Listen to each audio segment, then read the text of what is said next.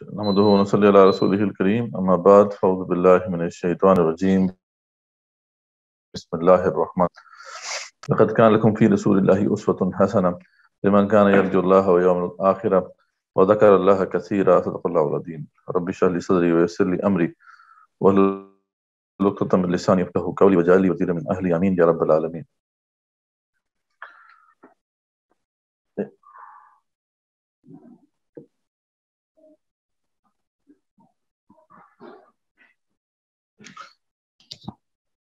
Last session میں ہم نے الحمدللہ جو ہے اپنا جو جہاد فی سبیل اللہ کے اوپر سیشن تھا وہ کنکلوڈ کر لیا تھا، اور اس سیشن میں ہم نے اب انشاءاللہ جو منہج ہے، طریقہ جہاد فی سبیل اللہ اس کے اوپر بات کرنی ہے. انشاءاللہ اس پہ ہم آج تھوڑی سی بات کریں گے، اس کے بعد پھر انشاءاللہ اب کویشچن آنسر کا سیشن ہوگا. تو یہ بہت امپورٹنٹ ٹاپک ہے، بلکہ سب سے زیادہ اگر کہا جائے کہ امپورٹنٹ یہی ٹاپک ہے تو یہ غلط نہ ہوگا، کیونکہ جہاد و قتال فی سبیل اللہ کی جب فرضیت اسٹیبلش ہو جاتی ہے تو اس کے بعد نیکسٹ اسٹیپ یہی ہوتا ہے کہ ہم یہ دیکھیں کہ صحیح معنوں میں یعنی اس کا طریقہ کار کیا ہے. آج کے اس دور میں جو کمپلیکس ورلڈ ہے ہمارے سامنے، اس میں اس کا صحیح منہج کیا ہونا چاہیے، کون سا بہترین منہج ہے اس کو اپنا کر ہم جو ہے اس فرض کی ادائیگی کو صحیح طریقے سے اپنے انجام تک پہنچا سکتے ہیں. تو اس والے سے ہم انشاءاللہ بات کریں گے. تو اب تک کی بات سے جو حاصل ہے وہ کیا ہے کہ اپنی نجات کے لیے کیا لازمی ہے کہ خود اللہ کا مکمل خود اللہ تعالیٰ کی مکمل بندگی اختیار کرنا ہے سب سے پہلے، پھر دوسروں تک دین کا مکمل تصور پہنچانا، ٹھیک ہے، یہ دوسرا بڑا فرض ہے. اور پھر تیسرا یہ ہے کہ کل دین کو اجتماعی سطح پر نافذ کرنے کی مقدور بر جدوجہد کرنا، جتنی بھی استطاعت ہے ہمارے اندر اس کی اسٹرگل ہم نے کرنی ہے. تو یہ تین جو ہیں ایک طرح سے وہ بڑے فرائض ہیں، یعنی ہم اس کو فرض اس معنی میں نہیں لے رہے کہ مطلب جیسے نماز فرض ہے، یا جیسے نماز کے اندر فرائض ہوتے ہیں 4 فرض 4 سنتے ہیں، اس طریقے سے ہم بات اس کو براڈر کانسیپٹ کے حوالے سے بات کر رہے ہیں کہ ایک بڑا فرض جو ہے اختیار کرنا ہے. اس کے بعد پھر دعوت دین جو ہے اس میں بھی بہت سارے ایسپیکٹس آ جاتے ہیں. وہ ہے کہ اس میں امر معروف و نہی عن منکر بھی آ جاتا ہے، اس کے اندر دعوت دین بھی آ جاتا ہے اور تبلیغ دین بھی آ جاتا ہے. تو یہ سب ایسپیکٹس جو ہیں کورڈ ہیں اس کے اندر. اور پھر تیسرا یہ ہے کہ ہم دین کو جو ہے وہ ایک نظام کی سطح پر غالب کر دینا اور ایک معاشرے کے اوپر جو ہے وہ غالب کر دینا، یہ دین کا تیسرا بڑا فرض ہے. تو اس لحاظ سے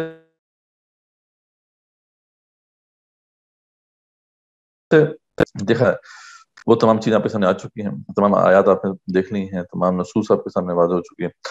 تو یہ رسول جو علامہ اقبال رحمۃ اللہ علیہ کا مشہور جو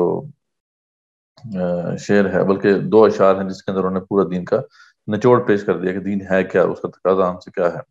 تو وہ کہتے ہیں کہ چنا خدرا نگہداری کے بائیں بے نیازی ہاں شہادت بر وجود خود زخون دوستاں خواہی. مصرع پہلے آیا ہے لیکن ان کی جو نظم ہے، لیکن اس میں جو ہے پہلے مزہ یہ آتا ہے کہ دوسرا والا مصرع پہلے پڑھا جائے کہ مقام بندگی دیگر مقام عاشقی دیگر زنوری سجدہ میں خواہی زخاکی بے شدہ خواہی. کہ بندگی کا مقام اور ہوتا ہے، عاشقی کا مقام اور ہوتا ہے. یہ جو نور والا ہے فرشتہ، اسے تو اللہ تعالیٰ کو بندگی ہی چاہیے، ٹھیک ہے، اسے اور اس کے علاوہ اور کچھ نہیں چاہیے. لیکن اس خاکی سے کچھ اور چاہیے نا. مطلب یہ جو خاکی ہے اس کو اگر اسی مقصد کے لیے بنانا تھا تو پھر تو فرشتے تھے آلریڈی، وہ تو بندگی کر رہے تھے اللہ تعالیٰ کی. تو یہ خاکی سے بھی اگر یہی چاہیے تو یہ تو بات سمجھ نہیں آئی. تو کہتے ہیں کہ اقبال کہتے ہیں کہ مقام میں بندگی اور ہوتا ہے، مقام میں عاشقی اور ہوتا ہے. فرشتوں سے اللہ تعالیٰ کو یہی چاہیے، لیکن خاکی سے کچھ اور چاہیے، ٹھیک ہے.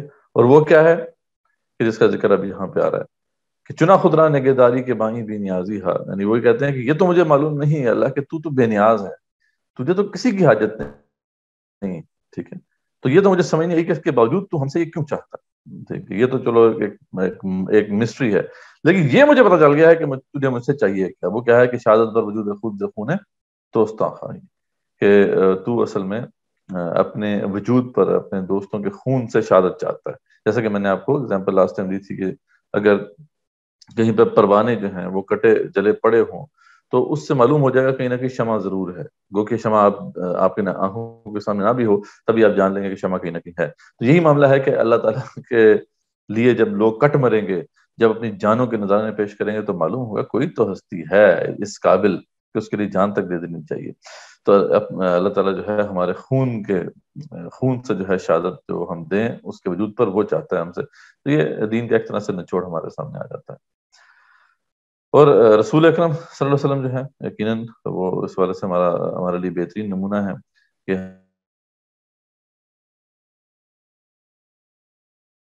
ہم سب سے پہلے انہیں کانٹیکس میں پھر ہم اپنے لیے جو ہے ایک بات سمجھنے کی کوشش کریں گے کہ بیسیکلی یہ کیا تقاضا ہے, کس طریقے سے ہم اس کو پورا کرنا ہے. تو یہ کانسیپٹ نمبر 1, یعنی ہم ایک طرح سے ہم نے ریکیپ کر لیا کہ ابھی تک ہم نے کیا سیکھا ہے. اب ہم دیکھتے ہیں کہ جو منہج انقلاب نبی صلی اللہ علیہ وسلم ہم نے سمجھنا ہے کہ انقلاب کا طریقہ سمجھنا ہے. ہم نے انقلاب ہی برپا کرنا ہے, اور تو کوئی راستہ ہمارے پاس نہیں ہے. یہ کوئی ہمارے پاس مسلمانوں کے پاس کوئی حکومت تو ہے نہیں کہ مسلمان جو ہے اس کی ایکسٹینشن کی بات کریں. ابھی تو یہ ہے کہ مسلمانوں کے پاس کوئی حکومت ہی نہیں ہے. تو اب رعایا کو کھڑا ہونا ہے حاکم کے خلاف اور ایک حکومت قائم کرنے کی کوشش کرنی ہے. تو اسی کو انقلابی جدوجہد کہتے ہیں. یہی بیسیکلی انقلاب ہوتا ہے. تو انقلاب کی تعریف پہلے دیکھ لیتے ہیں اور وہاں سے پھر آگے اس کو سمجھنے کی کوشش کرتے ہیں کہ یہ کیا ہے اور کیسے ہم آج کے دور میں ایک اسلامی انقلاب برپا کر سکتے ہیں. تو جیف گڈون مشہور اس والے سے جو ہے وہ پرسنالٹی ہے, اس والے سے بہت کچھ لکھا ہے. یہ نیو یارک یونیورسٹی کے اندر جو ہے سوشیولوجی کے پروفیسر ہیں. تو انہوں نے 2 ڈیفینیشنز دی اور دونوں جو ہیں ایک طرح سے مختلف جو پہلو ہیں انقلاب کے اس کو کور کرتی ہیں.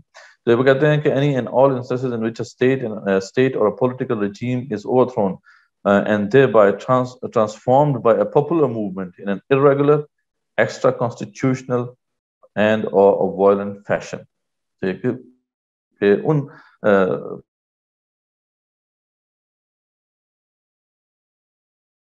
معاملات کو اگر ہے جس کے اندر ایک اسٹیٹ پولیٹیکل رجیم جو ہے وہ اسے اوور تھرو کر دیا جائے. اور اوور تھرو جو کرنا ہے وہ ایسا نہیں ہے کہ ویسے اوور تھرو ہو جائے گی, بلکہ یہ ہے کہ it is transformed by popular movement. ایک پاپولر موومنٹ کے نتیجے میں جو ہے وہ اوور تھرو ہوئی ہے. ارریگولر, ایکسٹرا کانسٹیٹیوشنل وے نہیں تھا, کانسٹیٹیوشن سے ہٹ کر, کانسٹیٹیوشنل وے سے ہٹ کر کوئی راستہ تھا, اور ارریگولر وے تھا, اور وائلنٹ فیشن, اس کے اندر کچھ وائلنس بھی ہوگی. تو اس کو ہم انقلاب کہتے ہیں کہ یہاں پہ انقلاب برپا ہو گیا. پھر وہ کہتے ہیں کہ revolutions entail not only mass mobilization and regime change but also more or less rapid and fundamental social, economic and cultural change. یعنی اس میں سے بھی بات نہیں ہے کہ mass mobilization ہوگی, یعنی ایک بڑے پیمانے پہ لوگ کھڑے ہو گئے اور regime change ہوگی, بلکہ یہ بھی دیکھنا پڑتا ہے کہ کوئی بنیادی تبدیلی جو ہے نظام کے اندر واقع ہوئی ہو, یعنی سوشل, اکنامک یا کلچرل سطح پر کوئی بنیادی اور بڑی فاسٹ ریپڈ ٹرانسفارمیشن جو ہے واقع ہوئی ہو ڈیورنگ اور soon after the struggle for state power. تو یہ اسٹرگل فار اسٹیٹ پاور ہوتی ہے, یعنی رجیم کے خلاف ایک اسٹرگل ہوتی ہے تاکہ طاقت ان سے چھینی جا سکے, لیکن اس پروسیس کے اندر ایک بڑی بنیادی فنڈامنٹل چینج واقع ہوتی ہے. جیسے جہاں پہ کامنسٹ ریولوشن آئے تو وہاں پہ اکنامک سسٹم جو ہے پھر وہ چینج ہو کے رہ گیا, ٹرانسفارم ہو گیا. تو اس کو پھر ہم کہتے ہیں کہ انقلاب برپا ہوا. اچھا, ایک اور جو اس والے سے مشہور نام ہے وہ جیک گولڈسٹون ہے. وہ جو ہے also in American sociologist, political scientist بھی ہے, اور وہ مختلف اس نے کتابیں بھی لکھی ہیں اس موضوع کے اوپر.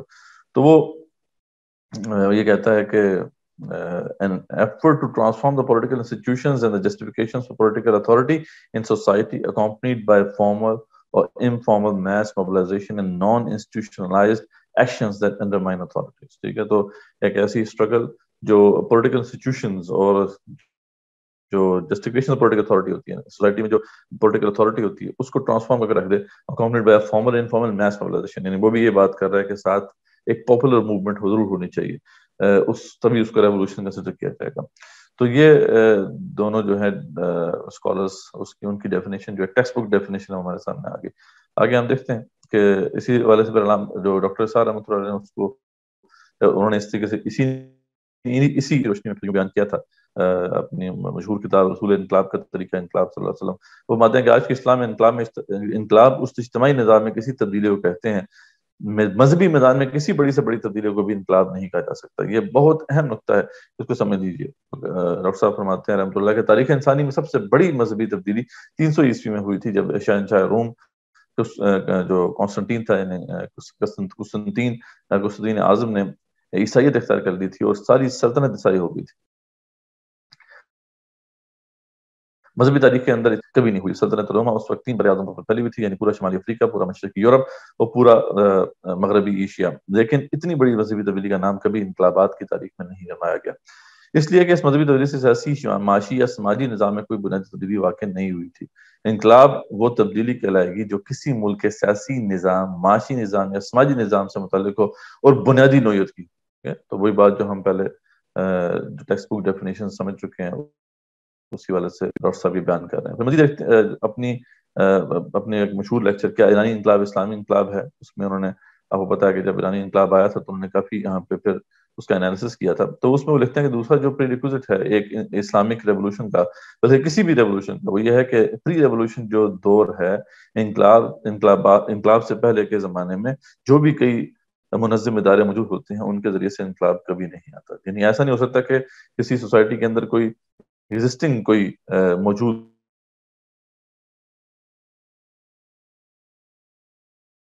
ہو، صف بندی ہوتی ہے، ایک نیا انسٹیٹیوشن وجود میں آتا ہے. وہ پہلے سوشل انسٹیٹیوشن ہوتا ہے اور بعد میں پھر جو ہے وہ پولیٹیکل انسٹیٹیوشن کی صورت اختیار کر دیتا ہے. یعنی ایک ریولوشنری پارٹی کا ہونا وہ ضروری ہوتا ہے.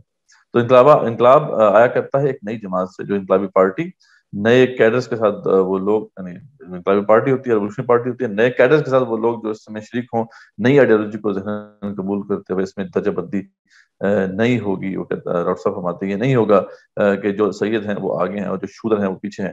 انہیں یہ نہیں ہوگا کہ جو دولت مند ہے وہ آگے اور جو غریب ہے وہ پیچھے، جو پچھلے سٹرکچر کے اندر صاحب حیثیت تھا وہ پیچھے. یہ نہیں، بلکہ کسی نے اس کے لیے کتنا اثار کیا، کس نے اس کے لیے کتنی قربانی دی، کس نے اس کے لیے کتنی مشقت جھیلی، کس نے اس کے لیے کتنا وقت صرف کیا. یہ ہوگی وہ چیز جو درجیت ایک نیا کیڈر، ایک نئی آرگنائزیشن، اس کے نئے جو ہیں عہدے ہوں گے، اس کی جو بھی درجہ بندی ہے وجود میں آئے گی. انقلاب آتا ہے. کوئی پری ایگزسٹنگ ادارہ قبضہ کر لیتا ہے تو انقلاب نہیں ہوتا، وہ کو ہوتا ہے. تو ڈاکٹر صاحب نے کہا تھا کہ یہاں پہ علماء نے بیسیکلی اس پورے پروسیس کو ٹیک اوور کر لیا، اور وہ اس لیے وہ کہا کرتے ہیں کہ علماء کا کو ہے یہ انقلاب نہیں ہوا. انقلاب تو ہوتا ہے کہ نئی صف بندی ہوتی ہے، وہ ایک ادارہ موجود نہیں ہوتا جو کہ ٹیک اوور کر لیتا ہے. تو یہ بھی ایک بڑا اہم ایسپیکٹ ہے، ڈاکٹر صاحب نے اسے واضح کیا، جو دیگر جو لوگ بھی اس کو واضح کرتے ہیں. تو یہ اب عبداللہ ہمارے سامنے بات آ گئی کہ انقلاب کی تعریف کیا ہے.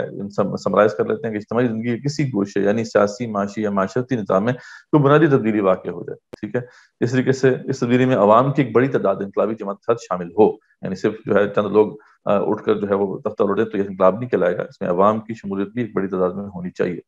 اور تیسری چیز یہ ہے کہ اس طریقے کی قیادت ایک منظم انقلابی جماعت کر رہی ہو، جس میں قربانی اور اثار کی بنا پر نئے کیڈرز وجود میں آ چکے ہوں، تب جا کے پھر جو ہے انقلاب برپا ہوتا ہے.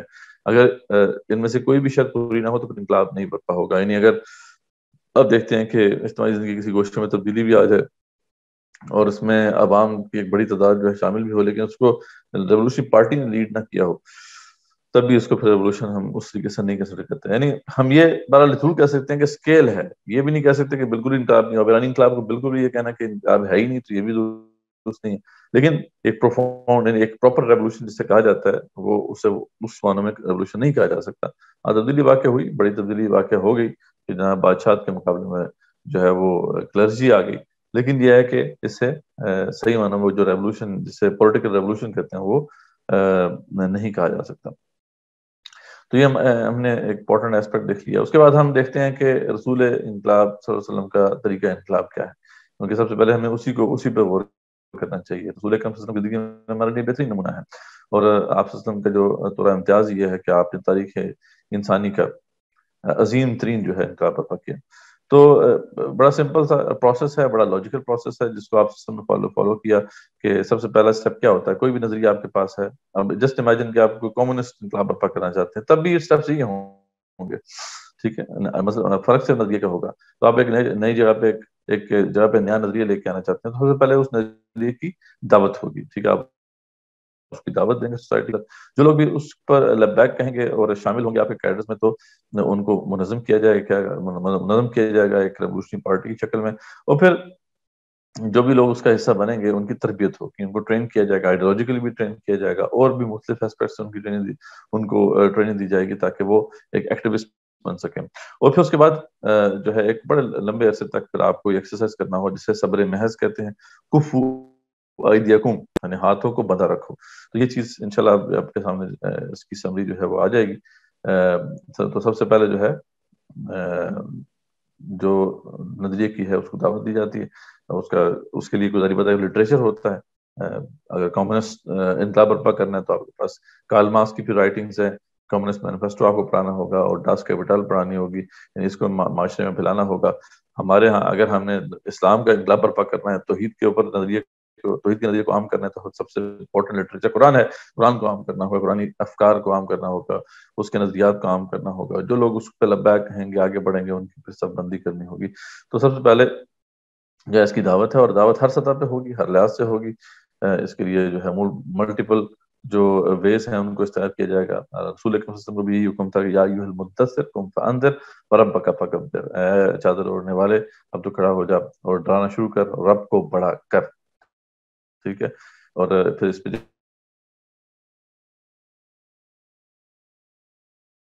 جو انسٹرکشن تھیں آپ کھول کر پہنچا دیں, جو کچھ بھی آپ کی طرف نازل ہوا ہے. اور اگر آپ نے ایسا نہ کیا تو وَإِلَّمْ تَفْعَلْ وَمَا بَلَّغْتَ رِسَالَتَهُ, تو آپ نے پھر رسالت کا حق ادا نہیں کیا. تو یہ بہت ہی امپورٹنٹ بات ہے کہ ہمیں جو بھی دعوت دینی ہے وہ مکمل دین کی دینی ہے. اگر ہم پارشل دین کی دعوت دیں گے تو پھر ہم سب سے بڑے مجرم ہوں گے.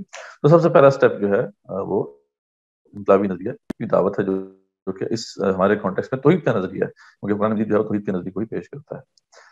تو اس کے بعد پھر نیکسٹ اسٹیپ جو ہے, جیسے میں نے بتایا, کو متفق ہونے والے جو لوگ ہیں ان کو منظم کرنا ہوگا, ان کی تنظیم سازی ہے. اور اس والے سے جو ہے اسلام کا مزاج ہمارے سامنے ہے. سورہ بقرہ میں فرماتے ہیں قالوا سمعنا واطعنا غفرانک ربنا والیک المصیر, اور کہہ دیجئے کہ ہم نے سنا اور قبول کیا, اور ہم تیری جو ہے بخشش چاہتے ہیں, ہمارے کو تیری طرف لوٹ کر جانا ہے. تو سوم و طاعت جو ہے اس کی بنیاد پر رسول اکرم صلی اللہ علیہ وسلم ایک جماعت کی تشکیل کی, ایک آرگنائز اسٹرگل کی تشکیل کی. سورہ مائدہ میں آتا ہے کہ وَاذْكُرُوا نِعْمَتَ اللَّهِ عَلَيْكُمْ وَمِيثَاقَهُ الَّذِي وَثَقَكُم بِهِ اِذْ قُلْتُمْ سَمِعْنَا وَأَطَعْنَا وَاتَّقُوا اللَّهَ إِنَّ اللَّهَ عَلِيمٌ بِذَاتِ الصُّدُورِ. اس میں اشارہ ہے اس وعدے کی طرف جو کہ رسول اللہ صلی اللہ علیہ وسلم لیا کرتے تھے. اور یاد کرو اللہ کا احسان اپنے اوپر اور عہد اس کا جو تم نے ٹھہرایا تھا اس سے ساتھ, جب تم نے کہا تھا کہ ہم نے سنا اور مانا, اور اللہ کا تقویٰ کرو, بے شک اللہ خوب جانے والا اور خوب جانے والا ہے دلوں کی باتوں کو. تو یہ ساری جو آیات ہیں یہ اشارہ کر رہی ہیں کہ آپ کے رسول اللہ صلی اللہ علیہ وسلم نے جو ایک سوسائٹی کی بنیاد ڈالی تھی, اس میں سموتات کا ایک ایسپیکٹ موجود تھا, ایک منظم سٹرگل تھی, یہ ایک غیر منظم نہیں تھی. تو دوسرا مرحلہ یہ ہے کہ آپ کو ایک منظم جدوجہد کرنی ہے. آج کل کافی لوگ اعتراض کرتے ہیں جی کہ یہ تنظیمیں بنانا, جماعتیں بنانے کہاں سے آ گئی. حالانکہ یہ بات بالکل واضح ہے, آپ سے کی سنت ہے کہ آپ سے کی جو سٹرگل تھی مکی زندگی میں وہ ان آرگنائز سٹرگل نہیں تھی, بلکہ آرگنائز سٹرگل تھی اور پلانڈ سٹرگل تھی. اور یہی کام آپ کو کرنا ہے. اس کے لیے ایک پلیٹ فارم آپ کو چاہیے جو کہ جماعتوں کی شکل میں آپ کے سامنے آتا ہے. اس میں ہم بات کر چکے ہیں کہ یہ فرض بھی ہے, کیونکہ اس کے بغیر ایک انقلاب برپا نہیں ہو سکتا. اس کے بغیر اعلاء کلمۃ اللہ یا غلبہ دین کی جو جہد ہے وہ نہیں ہو سکتی. تو اس لیے ما لا یتم الواجب الا بہ فہو واجب کے اصول کے تحت یہ ہم پر فرض بھی ہے. تو اس کے لیے بھی ہم نے بات کی تھی کہ کس قسم کی جماعت کو آپ کو جوائن کرنا چاہیے. تو خیر یہ یہاں پہ دوسرا سٹیپ جو ہے یہ ہمیں نظر آتا ہے. پھر تیسرا سٹیپ جو ہے دین کا حصہ بننے والوں کی تربیت ہے, اور وہ یقیناً ان کو ٹرین کرنا ہوگا, ان کو بھی منظم کرنا ہوگا. سورہ جمعہ میں جو ہے سارا منہج تربیت واضح کر دیا گیا ہے کہ هو الذی بعث فی الامیین رسولا منہم, اور یہ آیت دیگر جگہوں پہ اور بھی آئی, 3 جگہ پہ قرآن میں آئی ہے. هو الذی بعث فی الامیین رسولا منہم یتلو علیہم آیاتہ ویزکیہم ویعلمہم الکتاب والحکمہ وان کانوا من قبل لفی ضلال مبین, کہ وہی ہے جس نے پھر امیوں میں سے رسول بھیجا, انہی میں سے یتلو علیہم آیاتی, جو ان کے اوپر جو ہے آیات پڑھ کے سناتا ہے, اور انہی کے ذریعے سے ان کا تزکیہ کرتا ہے, اور ان کو ان آیات کے ذریعے سے کتاب یعنی شرعی احکامات اور حکمت کی باتیں سکھاتا ہے. وَإِن كَانُوا مِن قَبْلُ لَفِي ضَلَالٍ مُبِينٍ, اور یقین وہ اس سے پہلے کھلی گمراہی میں تھے. تو یعنی رسول اللہ صلی اللہ علیہ وسلم کا جو اعلیٰ تربیت تھا وہ قرآن مجید ہی تھا. یہ ساری جو بھی ذری بات ہے پارٹی ریولوشنری پارٹی ہوتی ہے, اس کا ایک لٹریچر ہوتا ہے جس میں نمتا ہے, اسی کی دعوت ہوتی ہے. جو لوگ آ جاتے ہیں اسی پر ان کو ٹرین کیا جاتا ہے کہ وہ اس کو پھر آگے افیکٹولی بیان کرنے کے قابل ہو سکے. یہی کام ہے جو کہ آئیڈیولوجیکل سٹرگل میں کرنا ہوتا ہے. اور پھر بعد میں جب پولیٹیکل سٹرگل میں یہ ٹرانسفارم ہوتی ہے تو اس میں کچھ اور سکلز بھی آپ کو اپنے رفقا جو ہوتے ہیں ان کو دینی ہوتی ہیں. تو یہ اگلا سٹیپ ہے کہ آپ کو ٹرین کرنا ہوگا انہیں, تاکہ وہ بھی ایکٹیوسٹ بن سکیں, اور یہ آپ کی جو سٹرگل ہے وہ آگے بڑھ سکے. اور یہی رسول اکرم صلی اللہ علیہ وسلم نے کیا. اور اس کے بعد پھر ایک بڑا لمبا عرصہ ہے جس میں پھر صبر محض ہے، یعنی آپ نے اگلا اسٹیپ نہیں لینا، اقدام کا اسٹیپ نہیں لینا، بلکہ یہ صاحب یہ کام کرتے رہنا ہے۔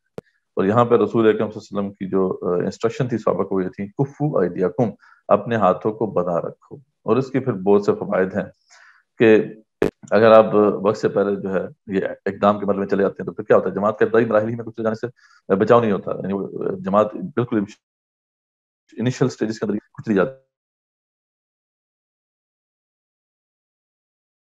ہے، اگر یہ آپ جماعت ابتدائی مراحل میں جو ہے وہ کچھ چلی نہیں جائے گی۔ پھر حکمران طبقات کی مخالفت اور ظلم، اس کے نتیجے میں جماعت کے نظریے کا فروغ، یعنی جب حکمران طبقات اس کے خلاف پھر مخالفت کریں گے اور ظلم کریں گے ایسی جماعت کے اوپر، اس کے باوجود یہ ہاتھوں کو بدھا رکھے گی، تو اس کے نتیجے میں جماعت کے نظریے کو جو ہے پذیرائی ملے گی، وہ پھیلے گا معاشرے کے اندر، کیونکہ سائلنٹ میجورٹی جو ہے وہ یہ دیکھتی ہے کہ ظلم کس کے اوپر ہو رہا ہے، مظلوم کے ساتھ برال دل جو ہوتے ہیں لوگوں کے، مظلوموں کے ساتھ ہوتے ہیں۔ جب آپ کے اوپر ظلم ہوگا تو پھر آپ کی دعوت جو ہے لوگوں کے دلوں تک پہنچے گی۔ عمر بن خطاب کے بارے میں بالکل واضح ہے رضی اللہ عنہ کہ ان کے دل کو نرم کرنے والی چیز مسلمانوں کو ہونے والا ظلم تھا، خاص طور پہ جدِ حبشہ کے بعد ان کا دل بالکل نرم ہو چکا تھا۔ یعنی اگر یہ ظلم نہ ہوتا اور اس طریقے سے صحابہ نے رضوان اللہ تعالیٰ علیہم اس طریقے سے نہ جھیلا ہوتا ہے اس ظلم کو، اور صبر کے ساتھ نہ سہا ہوتا، تو وہ عمر جیسا بندہ نہ آتا۔ تو یہ اس کی حکمت ہوتی ہے کہ آپ کو سہنا ہوتا ہے۔ اور پھر کمزور ایمان والے جو ہیں ان کی چھانٹی بھی رہتی ہے اس راہ میں، کیونکہ یہ اللہ تعالیٰ کا ایک ویسے ہی بڑا گرینڈ پلان ہے کہ اللہ تعالیٰ کی مدد ہمیشہ جو ہے وہ پیور ایمان والوں کے ساتھ ہوتی ہے۔ اللہ تعالیٰ صرف پیور ایمان والوں کی جو جماعت ہے ان کو حکومت عطا کرتا ہے، یہ اللہ تعالیٰ کا اصول ہے کوئی۔ تو اب اس کے لیے چھانٹی کیسے ہوگی؟ چھانٹی اسی طریقے سے ہوگی جب مشکل میں بھی حکم ہوگا کہ بھئی ہاتھوں کو بنا رکھو، تو اب کمزور ایمان والے جو ہیں وہ بھی نکل جائیں گے، اور وہ جو ہوتے ہیں وہ بھی نکل جائیں گے۔ تو یہ چھانٹی جو ہونا بڑا ضروری ہوتا ہے، تو یہ اس مرحلے میں ہی یہ چھانٹی بھی ہو جائے گی۔ اور پھر اللہ تعالیٰ کا قانون نصرت جو ہے حرکت میں لانے کا واحد ذریعہ بھی یہ ہے کہ اس کے ذریعے سے پھر اللہ تعالیٰ کا قانون نصرت جو ہے وہ حرکت میں آتا ہے۔ جب آپ پیور ایمان والے ہو جاتے ہیں، آپ کے رینکس میں سارے منافقین نکل جاتے ہیں، صرف خالص پیور مخلص لوگ رہ جاتے ہیں، تو پھر اللہ کی خصوصی نصرت جو ہے وہ بھی آپ کو ملتی ہے۔ تو اللہ تعالیٰ نے سورہ بقرہ میں یہ واضح کر دیا ہے اس اصول کو کہ ہم حسب تم تدخلوا الجنہ، تم نے کیا حساب لگا لیا کہ جنت تمہیں ایسی مل جائے گی؟ نہیں، ایسے نہیں ملے گی۔ وَلَمَّا يَأْتِكُم مَثَلُ الَّذِينَ خَلَوْا مِن قَبْلِكُم، ابھی تمہارے پر وہ حالات نہیں آئے جو تم سے پہلے لوگوں پر آئے تھے۔ مَسَّتْهُمُ الْبَأْسَاءُ وَالضَّرَّاءُ وَزُلْزِلُوا، ان پہ مصیبتیں آئیں، پریشانیاں آئیں، یہاں تک کہ وہ ہلا دیے گئے، حَتَّى يَقُولَ الرَّسُولُ وَالَّذِينَ آمَنُوا مَعَهُ، یہاں تک کہ وقت کا رسول اور اہل ایمان جو ہے چلا اٹھے ان کے ساتھ تھے، متى نصر اللہ، تیری مدد کب آئے گی؟ الا ان نصر اللہ قریب۔ تو پھر اللہ تعالیٰ نے کہا کہ ہاں اللہ کی مدد قریب ہے۔ رسول اکرم صلی اللہ علیہ وسلم کو آخر اس بےبسی کی حالت میں جب آپ کے اوپر پتھراؤ ہو رہا تھا، آپ لہو لہان تھے، ساتھ کوئی بھی کھڑنے والا نہیں تھا، اس وقت کہیں جا کے پھر ملک الجبال کو لے کر آئے ہیں جبرائیل علیہ السلام۔ تو جب رسول اکرم صلی اللہ علیہ وسلم کی زندگی بھی ہمارے سامنے اس لحاظ سے واضح ہے کہ ان کو بھی اس طریقے سے نہیں اللہ کی نصرت مل گئی تھی، ان کو بھی ایک مقام تک لے جایا گیا جیسے کہ یہاں پر بتایا جا رہا ہے۔ تو ہمیں بھی اللہ تعالیٰ اس مقام تک لے کے جائے گا، ٹیسٹ کرے گا کہ جو ہے نصرت ہمارے ساتھ ہوگی۔ اور جیسے سورہ نساء میں جو ہے اس کی طرف اس حکم کی طرف اشارہ بھی ہے کہ الم تر الذین قیل لهم کفوا ایدیکم، کہ ان کو نہیں دیکھا تم نے کہ جن کو حکم دیا گیا تھا کہ ہاتھوں کو بنا رکھو، وقیموا الصلاۃ وآتوا الزکاۃ، اور نماز قائم رکھو، نماز قائم کرو اور زکات دو۔ فلما کتب علیہم القتال، لیکن جب ان پہ قتال فرض ہو گیا تو اذا فریق منهم یخشون الناس کخشیۃ اللہ، تو ایک ان میں سے فریق جو ہے وہ اس نے لوگوں سے ایسے ڈرنا شروع کر دیا جیسے اللہ سے ڈرنا چاہیے، وشد خشیہ، بلکہ اس سے بڑھ کر ڈرنا شروع کر۔ وقت میں حکم تھا کہ آپ کو ہاتھ کو بدھ رکھنا ہے، بعد میں اجازت ملی کہ آپ تم قتال کر سکتے ہو کیونکہ اس وقت مسلمانوں کے پاس استطاعت آ چکی تھی۔ تو یہ ہے، جب تک کہ استطاعت نہیں آ جاتی، جب تک کہ آپ کے پاس انف ریسورسز نہیں آ جاتے، اس وقت تک جو ہے یہی منج ہے اس کو اپنائے رکھنا ہے۔ تو تو یہ ہے جی بہت امپورٹنٹ ایسپیکٹ ہے یہ جو چار ہیں بیسیکلی، یہ اس کو اگر ہم سم اپ کر لیں تو یہ ایک بڑا اسٹیپ بنتا ہے، ایک بڑا مرحلہ بنتا ہے جسے ہم کہہ سکتے ہیں جماعت سازی یا تنظیم سازی کا مرحلہ۔ یعنی پہلے آپ نے وہ ریولوشنری پارٹی منظم کرنی ہے کہ جس نے پھر آگے جا کے ٹکر لینی ہے نظام کے ساتھ۔ تو یہ ان چار اسٹیپس میں جو ہے وہ پارٹی بیسیکلی کھڑی ہوتی ہے اور اس کی صف بندی ہوتی ہے، اس میں کیڈر سیٹ ہوتے ہیں، اور پھر جا کے آپ اس مقام پہ پہنچتے ہیں کہ آپ اگلا مرحلہ جو ہے اس کی طرف جا سکیں. ٹھیک ہے, تو یہ امید ہے کہ واضح ہو گیا ہوگا. ہاں, اس میں ایک چیز ضرور ہے, ایک سٹیپ بڑا امپورٹنٹ ہے, وہ ہے ہجرت کا, جو کہ آ سکتا ہے. یہ ایک لازمی سٹیپ تو نہیں ہے, لیکن ہو سکتا ہے کہ یہ بھی اس اسٹرگل کے نتیجے میں آپ کو اس مرحلے سے بھی گزرنا پڑے. اور یہ سٹیپ کیا ہے کہ جب آپ کی جان کے در پہ ہو جائے, رجیم جو ہے, آپ نے کسی جگہ اسٹرگل کی, آپ نے توحید کی دعوت پھیلائی, لیکن اور خوف ایدیکم, نے اپنے ہاتھوں کو بنا رکھا, اس کے باوجود جو ہے لوگ آپ کے خلاف اتنے ہو چکے ہیں کہ آپ کو جان سے جو ہے وہ ہاتھ دھونا پڑ سکتا ہے, اور آپ کو پتہ بھی چل گیا ہے کہ اب آپ کا ڈیتھ سینٹنس جو ہے وہ جاری ہو چکا ہے. تو اب آپ کے لیے ایک جو آپشن ہے وہ ہجرت کا آپشن, کہ آپ ہجرت کریں گے, اور دو جگہوں پہ پھر ہجرت ہوتی ہے, یا تو دارالامن کی طرف یا دارالاسلام کی طرف. تو اور دونوں اگر آپشن نہ ہو تو پھر آپ کہیں پہاڑوں وغیرہ میں کار پکڑتے ہیں. تو یہی سنت رہی ہے انبیاء علیہ السلام کی, اور یہ اللہ والوں کی ہی سنت رہی ہے. اور خود رسول اکرم صلی اللہ علیہ وسلم نے بھی اس سنت کے اوپر عمل کیا. یہ سورہ نساء میں اس کا حکم موجود ہے کہ ان الذین توفاہم الملائکہ, جب ان کو جو ہے ملائکہ مارتے ہیں, فوت کرتے ہیں, تو کہتے ہیں ظالمی انفسہم, کہ جنہوں نے اپنے اوپر ظلم کیا ہوا تھا. قالوا فیما کنتم, تو ان سے پوچھتے ہیں کہ تم کس حالت میں تھے. قالوا کنا مستضعفین فی الارض, تو کہتے ہیں ہم تو بڑے کمزور تھے, زمین کے اندر پسے ہوئے تھے. قالوا الم تکن ارض اللہ واسعہ, تو ان سے جھنجھوڑتے ہوئے جو ہے فرشتے کہیں گے کیا اللہ کی زمین وسیع نہ تھی, فتہاجروا فیہا, کہ تم اس میں ہجرت کر جاتے. یعنی ایک جگہ پہ ظلم اتنا ہو رہا ہے, بالکل پس چکے ہیں, وہاں پہ کوئی آپشن نظر نہیں آ رہا کہ آپ حق کے اوپر کھڑے رہ سکے, تو پھر وہاں سے نکلو, کیوں یہاں پہ بیٹھے ہوئے. ٹھیک ہے, فاولئک مأواہم جہنم, تو ان کا ٹھکانہ پہ جہنم ہے, وساءت مصیرا, بہت ہی برا ٹھکانہ ہے. تو یعنی ایک طرح سے یعنی اس کی وعید بھی ہے. اور جو سورہ حج میں آتا ہے کہ جو لوگ ہجرت کریں گے ان کو پھر انعام ملے گا. والذین ہاجروا فی سبیل اللہ, جو بھی اللہ کے راستے میں ہجرت کرتے ہیں ثم قتلوا, پھر مارے جائیں, او ماتوا, یا فوت ہو جائیں, لیرزقنہم اللہ رزقا حسنا, تو اللہ تعالیٰ یقیناً ان کو بہت بڑا رزق, بہت اچھا رزق دے گا. وَإِنَّ اللَّهَ لَهُوَ خَيْرُ الرَّازِقِينَ, بے شک اللہ تعالیٰ جو ہے سب سے بہتر رزق دینے والا ہے. تو یہ ہجرت کی سٹیج جو ہے اس کو بھی ہمیں سمجھنا چاہیے کہ کسی بھی اسٹرگل کے اندر یہ وقت آ سکتا ہے کہ آپ کے جان کے در پہ لوگ ہو جائیں, رجیم آپ کے خلاف جائے, تو پھر آپ کے لیے یہ نہیں ہے کہ اپنے آپ کو مروا دو. یہ اللہ تعالیٰ نہیں چاہتے, بلکہ اللہ چاہتے ہیں کہ آپ ری گروپ کریں. یہ اسٹریٹجک ریٹریٹ ہوتی ہے. آپ کسی جو دوسری جگہ پہ جاتے ہیں جہاں پہ وہ ایک دارالامن تھا ان کے لیے, اور بعد میں جب مدینہ کا معاملہ آیا اور وہاں پہ اسلام کی بنیادیں اسٹیبلش ہونے کی امید نظر آئی, تو پھر انہوں نے وہاں پہ ہجرت کی. وہ ایک دارالاسلام تھا ایک طرح سے. تو دونوں نہیں ہیں تو پھر ظاہری بات ہے کہ جنگلوں میں پہاڑوں میں جو ہے وہ قرآن پکڑنا ہے, جیسے کہ کئی حدیث ہیں اس حوالے سے, اور کئی انبیاء علیہ السلام کی سنت بھی ہے. لیکن یہ ہے کہ یہ اسٹریٹجک ریٹریٹ ہوتی ہے. یہ نہیں کہ میں آپ ساری زندگی وہیں پہ رہنا ہے, بلکہ وہاں سے آپ دوبارہ سے سوچنا ہے کہ آپ کیا کرنا ہے. آیا وہیں پر جہاں پہ آپ نے ہجرت کی ہے وہیں پر یہ اسٹرگل جو ہے دوبارہ سے لانچ کرنی ہے, یا کوئی ایسا مقام ایسی جگہ دیکھنی ہے جہاں پہ سازگار حالات ہوں اور وہاں پہ جو ہے ہجرت کر جائیں. تو یہ جو ہے ہمارے سامنے بہت امپورٹنٹ ایسپیکٹ ہے. اس کے بعد پھر انشاءاللہ جو اگلا مرحلہ ہے وہ پھر اقدام کا مرحلہ ہے, اقدام اور تصادم, اور پھر اس انقلاب کی کامیابی اور پھر توسیع. پھر جو اسٹیپس اس پی پہ ہم نے یہاں تک ہی کرنا تھا, اور اس کا اگلا بڑا فیز جو ہے وہ بیسیکلی اقدام اور تصادم اور انقلاب کا ایک فیز ہے.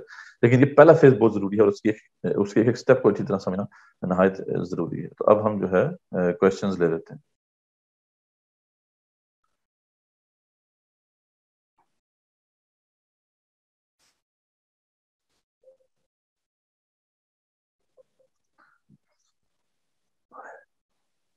جی جام بھائی. جی سر. جنید السلام علیکم ورحمۃ اللہ. وعلیکم السلام ورحمۃ اللہ. جی امید ہے خیریت سے ہوں گے جی آپ دسر بھائی اور جام بھائی. جی جی الحمد للہ. جی دسر بھائی, میرا سوال یہ ہے کہ مسلمان جو ہے وہ تو امت کے طور پہ جانے جاتے ہیں, مطلب ہماری پہچان امت ہے نا, کہ نیشن اسٹیٹس یا ہمارے وہ خطے جہاں سے ہم بلونگ کرتے ہیں, تو ہم اپنی انقلابی دعوت کو نیشن اسٹیٹس تک کیوں محدود کر رہے ہیں, کہ اس نیشن اسٹیٹ کو مد نظر رکھتے ہوئے کیوں ہم اپنی اسٹریٹجیز طے کرتے ہیں. پہلا سوال یہ ہے میرا. جی نہیں, ایسے ہمارا کوئی ہم کو یہ تو روٹ نہیں لگا رہے کہ ہم نیشن اسٹیٹس تک محدود رہیں گے. یہ تو گلوبل والی بات ہے ہم نے جانا ہے، لیکن سٹارٹ تو آپ کو کہیں سے کرنا ہے. رسول اکرم صلی اللہ علیہ وسلم نے بھی حجاز سے اس کا آغاز کیا، مکے سے جو ہے پھر مدینے کی طرف گئے، پھر دوبارہ مکہ انہوں نے فتح کیا اور وہاں پہ اپنی جو حکومت ہے اس کو اسٹیبلش کیا، اور پھر اس کے بعد آپ آگے گئے، کیونکہ حالانکہ آپ کو حکم تو ہوتا تھا کہ پوری انسانیت پہ اپنے دین کو غالب کرنا ہے، ٹھیک ہے، لیظہرہ علی الدین کلہ، اللہ کے الفاظ تو یہ ہیں. تو لیکن یہ ہے کہ آپ کو سٹارٹ تو کہیں سے کرنا ہوتا ہے نا، اور یہ فطری چیز ہے. ایک دم تو آپ پوری دنیا پہ نہیں غالب آ سکتے، آپ کو پہلے ایک جگہ پہ مستحکم کرنی ہے اپنی بنیادیں، وہاں سے پھر آہستہ آہستہ جو ہے آپ اپنی ریسورس گیدر کرتے جائیں گے یہاں تک کہ آپ نے پوری دنیا پہ غالب ہونا ہے. تو یہ ایک مجبوری ہے ہماری، ورنہ ہم کوئی یہ انسان کی یہ مجبوری، ہماری کیا انسانیت کی یہ اوور آل مجبوری ہے کہ اس کو ایک جگہ سے سٹارٹ تو کرنا ہوگا. کوئی بھی انقلاب جو ہے وہ آتا ہے تو سٹارٹ تو کہیں سے ہوتا ہے، ایک جگہ سے ہوتا ہے. فرینچ جو ریولوشن تھی وہ پیرس میں ہی وہیں سے، اور پیرس کے جو گدنوا کے علاقے وہاں سے شروع ہوئی کوشن جو ہے وہ امریکہ سے پہلے اس کا آغاز ہوا. رشین ریولوشن جو ہے وہ رشیا میں آئی، تو پہلے ظاہر بات ہے کہیں نہ کہیں تو اس کی بنیاد پڑے گی اور پھر اس کے بعد گلوبل اس کا انفلوئنس ہوتا ہے. ٹھیک ہے، تو یہ ہمیں بھی یہی کرنا ہوگا، یہ فطری سی چیز ہے. جی شکریہ. اگلا سوال ہم لیتے ہیں ایس ایم شہزاد عالم صاحب کا. ان سے گزارش ہے کہ اپنی مائک کو انمیوٹ کر سکتے ہیں. السلام علیکم ورحمۃ اللہ وبرکاتہ. وعلیکم السلام ورحمۃ اللہ. میرا کوشچن مدثر بھائی یہ ہے کہ جو انقلاب کا آپ نے طریقہ بتایا ہے، یہ طریقہ کیا کہتے ہیں رسول صلی اللہ علیہ وسلم نے بتایا ہے، یا یہ جو ہے خود ان کی زندگی پہ ریسرچ کر کے سیرت نبوی سے یہ سٹیپس ڈرائیو کیے ہیں؟ اور دوسرے جو سٹیپس آپ نے بتائے ہیں، کیا یہ ریپیٹیشن ہے یا کس اسٹیج پہ وہ پیرامیٹرز ہیں کہ یہ ڈیفائن کرے گا کہ جیسے فرسٹ اسٹیپ ہے دعوت ہے، تو اب اس اسٹیج سے ہم جو ہے وہ متفق ہونے والوں کی تنظیم پہ یا اس سے نیکسٹ اسٹیپ پہ جائیں، یہ کون سے پیرامیٹرز ہیں جو ڈیفائن کریں گے؟ اور دوسرا یہ کہ کیا یہ ریپیٹ ہوتے رہیں گے، جیسے کچھ لوگ آج کی ڈیٹ میں شامل ہو گئے اور اگلے 1 سال 1.5 سال میں جو ہے وہ سیکنڈ اسٹیپ میں چلے گئے، اور اب جو 1.5 سال بعد جو لوگ آئیں گے وہ پہلے اسٹیپ سے اسٹارٹ کریں گے؟ ان دو چیزوں کی ذرا کلیریفیکیشن کرا دیں پلیز. یہ بیسک لیے رسول صلی اللہ علیہ وسلم تو ہمیں یہی بتایا تھا کہ میرے راستے کو دیکھو، خود قرآن نے بھی کہا کہ ان کی زندگی میں بہترین نمونہ ہے. تو یہ کوئی اس طریقے سے نہیں ہے کہ آپ وسلم نے کہا ہوگا کہ اس طریقے سے جو ہے آپ کریں گے. ہاں ایک روایت ضرور ملتی ہے کہ جو کہ اس والے سے ہے کہ انعامرکم بخمس، جو حدیث ہے واللہ امرنی بہن، یہ ترمذی شریف کی روایت کہ مجھے 5 باتوں کا حکم جو ہے، میں تمہیں 5 باتوں کا حکم دیتا ہوں. اور ایک روایت اس کا ایک جو ترک ہے اس میں یہ آتا ہے کہ اللہ نے مجھے یہ حکم دیا کہ ٹھیک ہے کہ بالجماعت والسمع والطاعۃ والہجرۃ والجہاد فی سبیل. تو یعنی اس میں یہ ساری جو ہے 5 سٹیپس جو ہیں ایک طرح سے آتے ہیں. تو اس سے بھی ہم یہ اخذ کرتے ہیں. اور ویسے آپ کی زندگی بھی ہمارے سامنے بالکل واضح ہے کہ آپ نے ایسے ہی کیا. آپ نے پہلے اس نظریے کی دعوت دی اور توحید کا نظریہ تھا، اس کو آپ نے پھیلایا. سیرت بالکل اس پہ گواہ ہے، قرآن مجید اس پہ گواہ ہے. پھر جو لوگ آئے آپ نے ان کو منظم کیا ایک کمیونٹی کی شکل میں. آپ کی جو اسٹرگل تھی وہ ایک آرگنائز اسٹرگل تھی، تو یہ آپ نے بالکل لوگوں کو منظم کیا. اور پھر اس کے بعد لوگوں کی تربیت کی، اس میں بھی کوئی شک نہیں ہے، اور قرآن کے ذریعے سے تربیت کی. تو یہ وہ سٹیپس ہیں جو بالکل اعظم من الشمس ہیں فرام دا سیرہ. اور کچھ احادیث نبوی صلی اللہ علیہ وسلم سے بھی ہمیں یہ اس کے بعض جو ہے وہ اشارے ملتے ہیں احادیث میں بھی. تو اس کے بعد پھر کفوا ایدیکم کی سٹیج، وہ جیسے بتایا قرآن میں واضح طور پہ ذکر ہے کہ رسول صلی اللہ علیہ وسلم کا حکم تھا کہ اپنے ہاتھوں کو بنا رکھو. تو یہ بیسیکلی ڈرائیوڈ ہے، لیکن یہ ہے کہ یہ ایسا اس کی جو اس کو ڈرائیو کیا گیا ہے بالکل حقائق کی بنیاد پر ڈرائیو کیا گیا ہے. اور کچھ احادیث سے بھی اس کا ایک طرح سے جو ہے نا وہ اس کی تائید ہوتی ہے. تو ایک تو یہ بات. دوسری بات یس یہ ریکرنگ پروسیس ہے، یعنی ایک آن گوئنگ پروسیس ہے. یہ دعوت ہوتی رہے گی، جو لوگ آتے رہیں گے ان کو منظم کیا جاتا رہے گا. پھر جو ہے جو منظم ہوں گے پھر ان کی تربیت ہوتی رہے گی. تو یہ پروسیس چلتا رہے گا یہاں تک کہ جو سوسائٹی ہے اس کے اندر یہ دعوت پھیلتی جائے گی. اور آپ کے پاس ریسورسز آتے رہیں گے. سب سے بڑی امپورٹنٹ جو ریسورس ہے وہ ہیومن ریسورس ہے. تو لوگ آپ کے ساتھ ایکٹیوسٹ آئیں گے، ان کو اختیار کریں گے. اس کے علاوہ بھی آپ کے پاس کئی ریسورسز آئیں گے، آپ کے پاس سکلز آئیں گی، آپ کے پاس نالج آئے گا. تو یہ سب جو ہے نا وہ آپ کے پاس وسائل آئیں گے. تو ان کو اپنے اکٹھے کرتے رہنا ہے اور بات کو پھیلاتے رہنا ہے یہاں تک کہ ایک خاص حد تک یہ بات پہنچ جائے کہ جس میں جو ہم نے سورہ انفال کے والے سے دیکھا کہ وہ جو منیمم ریکوائرمنٹس ہیں وہ فلفل ہو جائیں. جو بھی کسی بھی انقلاب برپا کرنے کے لیے ضروری چاہیے آپ کو، وہ اگر پوری رہتی ہیں تو آپ اقدام کے بارے میں چلے جائیں گے. اگر ایسا نہیں ہوتا تو پھر ہو سکتا ہے آپ کی جان کے در پہ ہو جائے وہ رجیم، تو پھر آپ کو ہجرت کرنی پڑے گی. ٹھیک ہے، اور پھر ہو سکتا ہے کہ اللہ تعالیٰ کوئی اور ہی راستہ آپ کے لیے کھولے، کسی اور جگہ پہ کو مواقع فراہم کرے. تو اقدام کا مرحلہ برحال استطاعت کے بغیر نہیں آتا. اور جہاد جیسے میں نے بتایا تھا آپ کے، یہ ڈسٹرکٹیو آرٹلری تو ہے نہیں، یہ تو ایک کنسٹرکٹیو ڈسٹرکشن منیمم سے منیمم آپ کو کرنی ہے، اتنی کرنی ہے کہ اس کو ریکنسٹرکٹ بھی کیا جا سکے. یعنی جہاں پہ آپ میں چاہیے اس کو ریکنسٹرکٹ بھی کیا جا سکتا ہے، لیس اس میں بلڈ شیڈ ہوا ہے. ٹھیک ہے، جبکہ آپ دیکھتے ہیں کہ فرینچ ریولوشن یا رشین ریولوشن یا ریولوشن دیکھیں تو بہت بڑے پیمانے میں بلڈ شیڈ ہوا ہے. تو اس بات کو بھی جو ہے اسلام کا جو تصور ہے اس کے اندر مد نظر رکھا گیا ہے. اس لیے آپ کے پاس انف ریسورسز ہونی چاہیے کہ آپ کے پاس غالب گمان ہو کہ آپ غالب ہو جائیں گے، یعنی آپ غلبہ پا لیں گے. لیکن اگر آپ کو نظر آ رہا ہے کہ جو آپ کے ریسورسز ہیں وہ کم ہیں اور لڑائی کرنے کے ذریعے میں بڑا فتنہ آ سکتا ہے، بڑا نقصان ہو سکتا ہے، تو پھر اس وقت تک آپ پھر اپنی اسٹرگل کو جاری رکھتے ہیں، تنظیم سازی کی اسٹرگل میں رہتے ہیں اور ویٹ کرتے ہیں اس وقت تک جب تک انف ریسورسز آپ کے پاس نہیں آ جاتی. ٹھیک ہے، ہاں، لیکن یہ ہے کہ اپنا کام جاری رکھتے ہیں، اپنا مشن جو ہے جاری رکھتے ہیں. تو یہ ہے بیسیکلی جو ہمیں رسول اللہ صلی اللہ علیہ وسلم کی سیرت سے سمجھ میں آتا ہے. بہت شکریہ مدثر بھائی.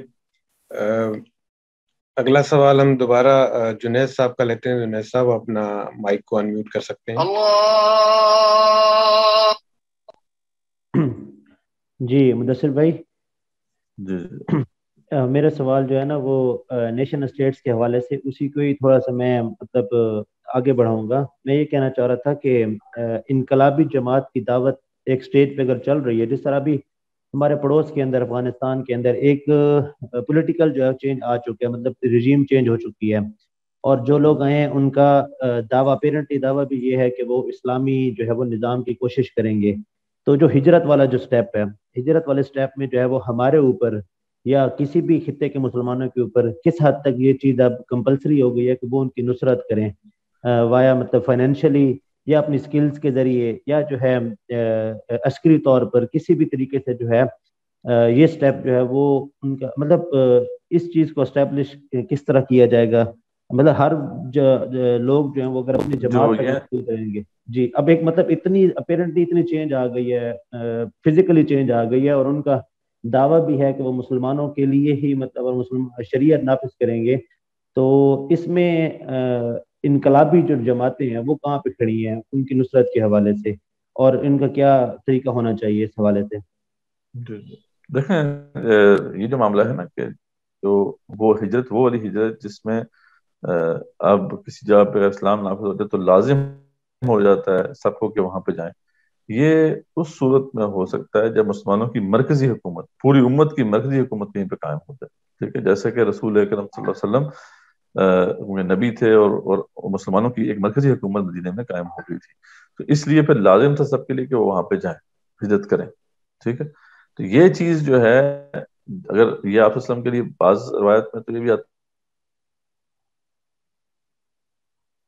ہے کہ خاص آپشن ضرور ہے کہ یا تو آپ اس ایسے خطے میں چلے جائیں جہاں پر اصل میں ہجرت کا اصل مقصد کیا ہے، اللہ کی بندگی میں آپ نے جانا ہے، جہاں پہ اللہ کے احکامات پر عمل کرنا آسان ہو وہاں پہ آپ نے ہجرت کرنی. ٹھیک ہے، ایک تو یہ ہے کہ آپ نے جس جگہ پہ آپ ہیں وہیں پہ اسٹرگل کریں، اسٹرگل کرتے کرتے آپ اس مقام پہ پہنچ گئے کہ آپ کی جان کے لالے پڑ گئے تو پھر آپ کو نکلنا ہے.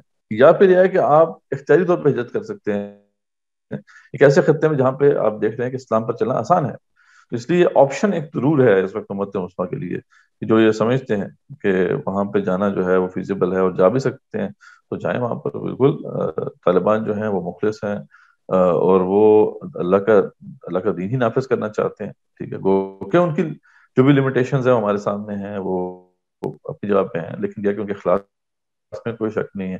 اور یہ بات بھی ہے کہ انہوں نے ایک بڑی ایک طرح سے فتح حاصل کی ہے، تو اس لیے جو لوگ وہاں پہ جانا چاہتے ہیں بے شک جائیں. بالکل نہیں، ایک ریکمینڈڈ نہیں، ایک طرح سے اچھی چیز ہے کہ ان کے اوپر پھر یہ ذمہ داری ایک طرح سے نہیں رہے گی، کیونکہ دیکھیں جہاں پہ یہ غالب ہو گیا دین، جہاں پہ اللہ کے احکامات نافذ ہو گئے، اس میں ایک مزہ یہ ہے کہ پھر آپ کے اوپر یہ لازم نہیں رہتا کہ پھر آپ اس کی اسٹرگل کریں، پھر آپ کے اوپر اتنا ہوتا ہے کہ آپ اس کو رجیم کو سپورٹ کریں. ٹھیک ہے، مدثر پہ ایک لیکن سوال اب یہاں پوچھ سکتا ہوں؟ جی بس جی ایک بات کر لوں اس کے بعد پھر کوشچن آپ کو دوہرا دیتا ہوں. جو آپ کی بات ہے نا کہ تو ہمیں کیا کرنا چاہیے انقلابیوں، تو ڈیفینیٹلی یہاں پہ تو ہے، ابھی تو سچویشن ایسی ہے کہ وہاں پر سپورٹ کرنے کے حوالے سے بہت سی لمیٹیشنز اب آ چکی ہیں. پہلے زمانہ اور تھا، آپ کو پتا ہے کہ جب امریکہ بھی ساتھ تھا اور یہ جہاد پوری دنیا میں گلوبلی سپورٹ ہو رہا تھا، تو یہاں سے بڑے لوگ گئے بھی تھے. ڈاکٹر صاحب رحمۃ اللہ علیہ جب یہ انقلاب وہاں پہ آیا تھا تو گئے بھی تھے یہاں سے، پورا وفد گیا تھا. پھر جو تنظیم اسلامی جو ڈاکٹر صاحب کی جماعت تھی، ان کے بڑے اچھے تعلقات تھے طالبان کی رجیم کے ساتھ، اور یہاں پہ اکثر جو ہے سفارت خانے میں جا کے ملاقات ہوتی تھی. تو ایک اس طرح کی بات تھی، فائنینشیل سپورٹ بھی تھی. وہ پتہ نہ صرف تنظیم اسلامی کا معاملہ تھا بلکہ جماعت کا بڑا پتہ سپورٹ رہی تھی، اور بڑی جماعتوں کی سپورٹ رہی. تو وہ زمانہ اور تھا. اگر زمانہ ایسا ہے، اگر ایسا کہیں سے کوئی صورت بن سکتی ہے تو سپورٹ کرنا چاہیے. لیکن اب سچویشن اب یہ ہے کہ اب تو بڑی بات ہے، یہ اتنا آسان نہیں ہے. تو جتنا بھی ہو سکے ہمیں بہرحال یہ سپورٹ کرنی چاہیے. ان کے بارے میں مسکنسیپشنز اگر پھیلائی جا رہی ہیں تو ہمیں دور کرنا چاہیے، ہماری ذمہ داری ہے. جیسے یہ میڈیا پروپیگنڈا کیا جاتا ہے ان کے بارے میں، تو اگر ہم اس کو دور کر سکتے ہیں، اس کو ان کے جو انٹرنیشنل جو ایک امیج ہے اس کو بہتر کرنے کے لیے کچھ کر سکتے تو ہمیں کرنا چاہیے. یہ سب چیزیں ہیں. باقی جتنی بھی ہو سکے سپورٹ مورلی یا فائنینشلی اگر ہو سکے. مسئلہ یہ کہ آج کل چیلنجز بہت ہے نا، تو اس وجہ سے وہ ایک مسئلہ ہے. ورنہ یقیناً ان کو سپورٹ کرنا چاہیے کہیں دنیا میں، بلکہ کوئی بھی کسی جگہ پہ بھی اگر لوگ غالب آتے ہیں، اسلام کو غالب کرتے ہیں اور وہ مخلص بھی ہیں اس کام کے لیے، تو اس کو ان کے ساتھ سپورٹ ہونی چاہیے. کیوں نہیں ہونی چاہیے؟ تو لیکن یہ ہے کہ مجبوری یہاں پہ یہی ہے کہ اس وقت یہاں سے وہاں پہ سپورٹ کرنا چیلنج. میں سوال کروں جی؟ جی جی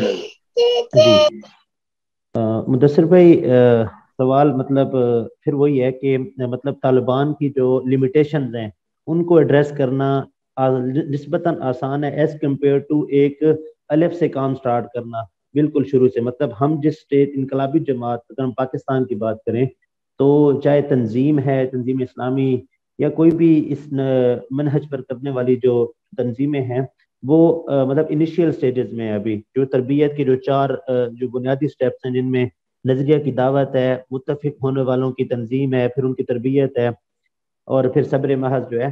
تو تنظیمیں تو اس فیز میں ہیں. یہ ایک لمبا پروسیجر ہے، اور مقصود جو ہے جو مجھے سمجھ آیا وہ یہ ہے کہ دنیا میں کسی بھی مطلب دنیا میں کسی ایک خطہ میں کم از کم جو ہے وہ اسلام کا مطلب وہ نظام، وہ ماڈل پیش کر دیا جائے دوسرے نظاموں کی نسبت، چاہے ڈیموکریسی ہے، چاہے بادشاہت کے نظام جو موجود ہیں ان کے مقابلے میں ایک چھوٹا سا سیٹ اپ جو ہے وہ اسلامی نظام کا. اور یہ افغانستان کے اندر میسر آیا ہے. تو جتنی بھی اس طرح انقلابی تنظیمیں اگر وہ ان طالبان کی لمیٹیشنز کو دور کرنے پہ فوکس کریں، ان کی اس نصرت کریں اس حوالے سے، تو نسبتاً جلدی جو ہے اس مقصد کو اچیو کیا جا سکتا ہے، اور ایک ماڈل جو ہے وہ پائلٹ اسکیل پہ پیش کیا جا سکتا دنیا کو، بجائے اس کے کہ ہم مطلب اپنے جو ہے وہ نیشن اسٹیٹس کے مطلب جو ڈویژنز ہیں ان کے اندر رہ کے اپنی حکمت عملی ترتیب دیں، اور اس میں پھر ایک صدیوں لگیں. مطلب صدیوں ہی لگ سکتی ہے نا. ڈاکٹر صاحب کو 60 سال گزر گئے ہیں، وہ فوت ہو گئے ہیں دنیا سے. 60 ایئرز ان کی اسٹرگل ہے، جماعت کی اسٹرگل ہے، اخوان کی اسٹرگل ہے. تو ان گراؤنڈ ریئلٹیز کو بھی تو دیکھنا ہے نا ہم نے. اس کے حوالے سے کائنڈلی تم کر دیں. دیکھیں یہ بات اب ایک حقیقت ہے نا کہ بات آپ کی صحیح ہے کہ وہاں پہ اتھارٹی ان کے پاس ہے، طالبان کے پاس. لیکن حقیقت یہ بھی ہے کہ ان کو بڑے مشکلات کا سامنا ہے. اس وقت گلوبل جو سیٹ اپ ہے اس میں میری بات ہے کہ ورکیبل آپ کے پاس ہے پولیٹیکل، سوشل، اکنامک، تو آپ کے لیے سسٹین کرنا بڑا مشکل ہے. تو ان کے لیے بڑا ایک چیلنج ہے جس کو فیس کرنا ہے، اور ٹائم ول ٹیل کہ کس حد تک اس کو وہ اسے نوازاں ہو سکتے ہیں. ہمارا سپورٹ کے ساتھ ہماری جانی چاہیے.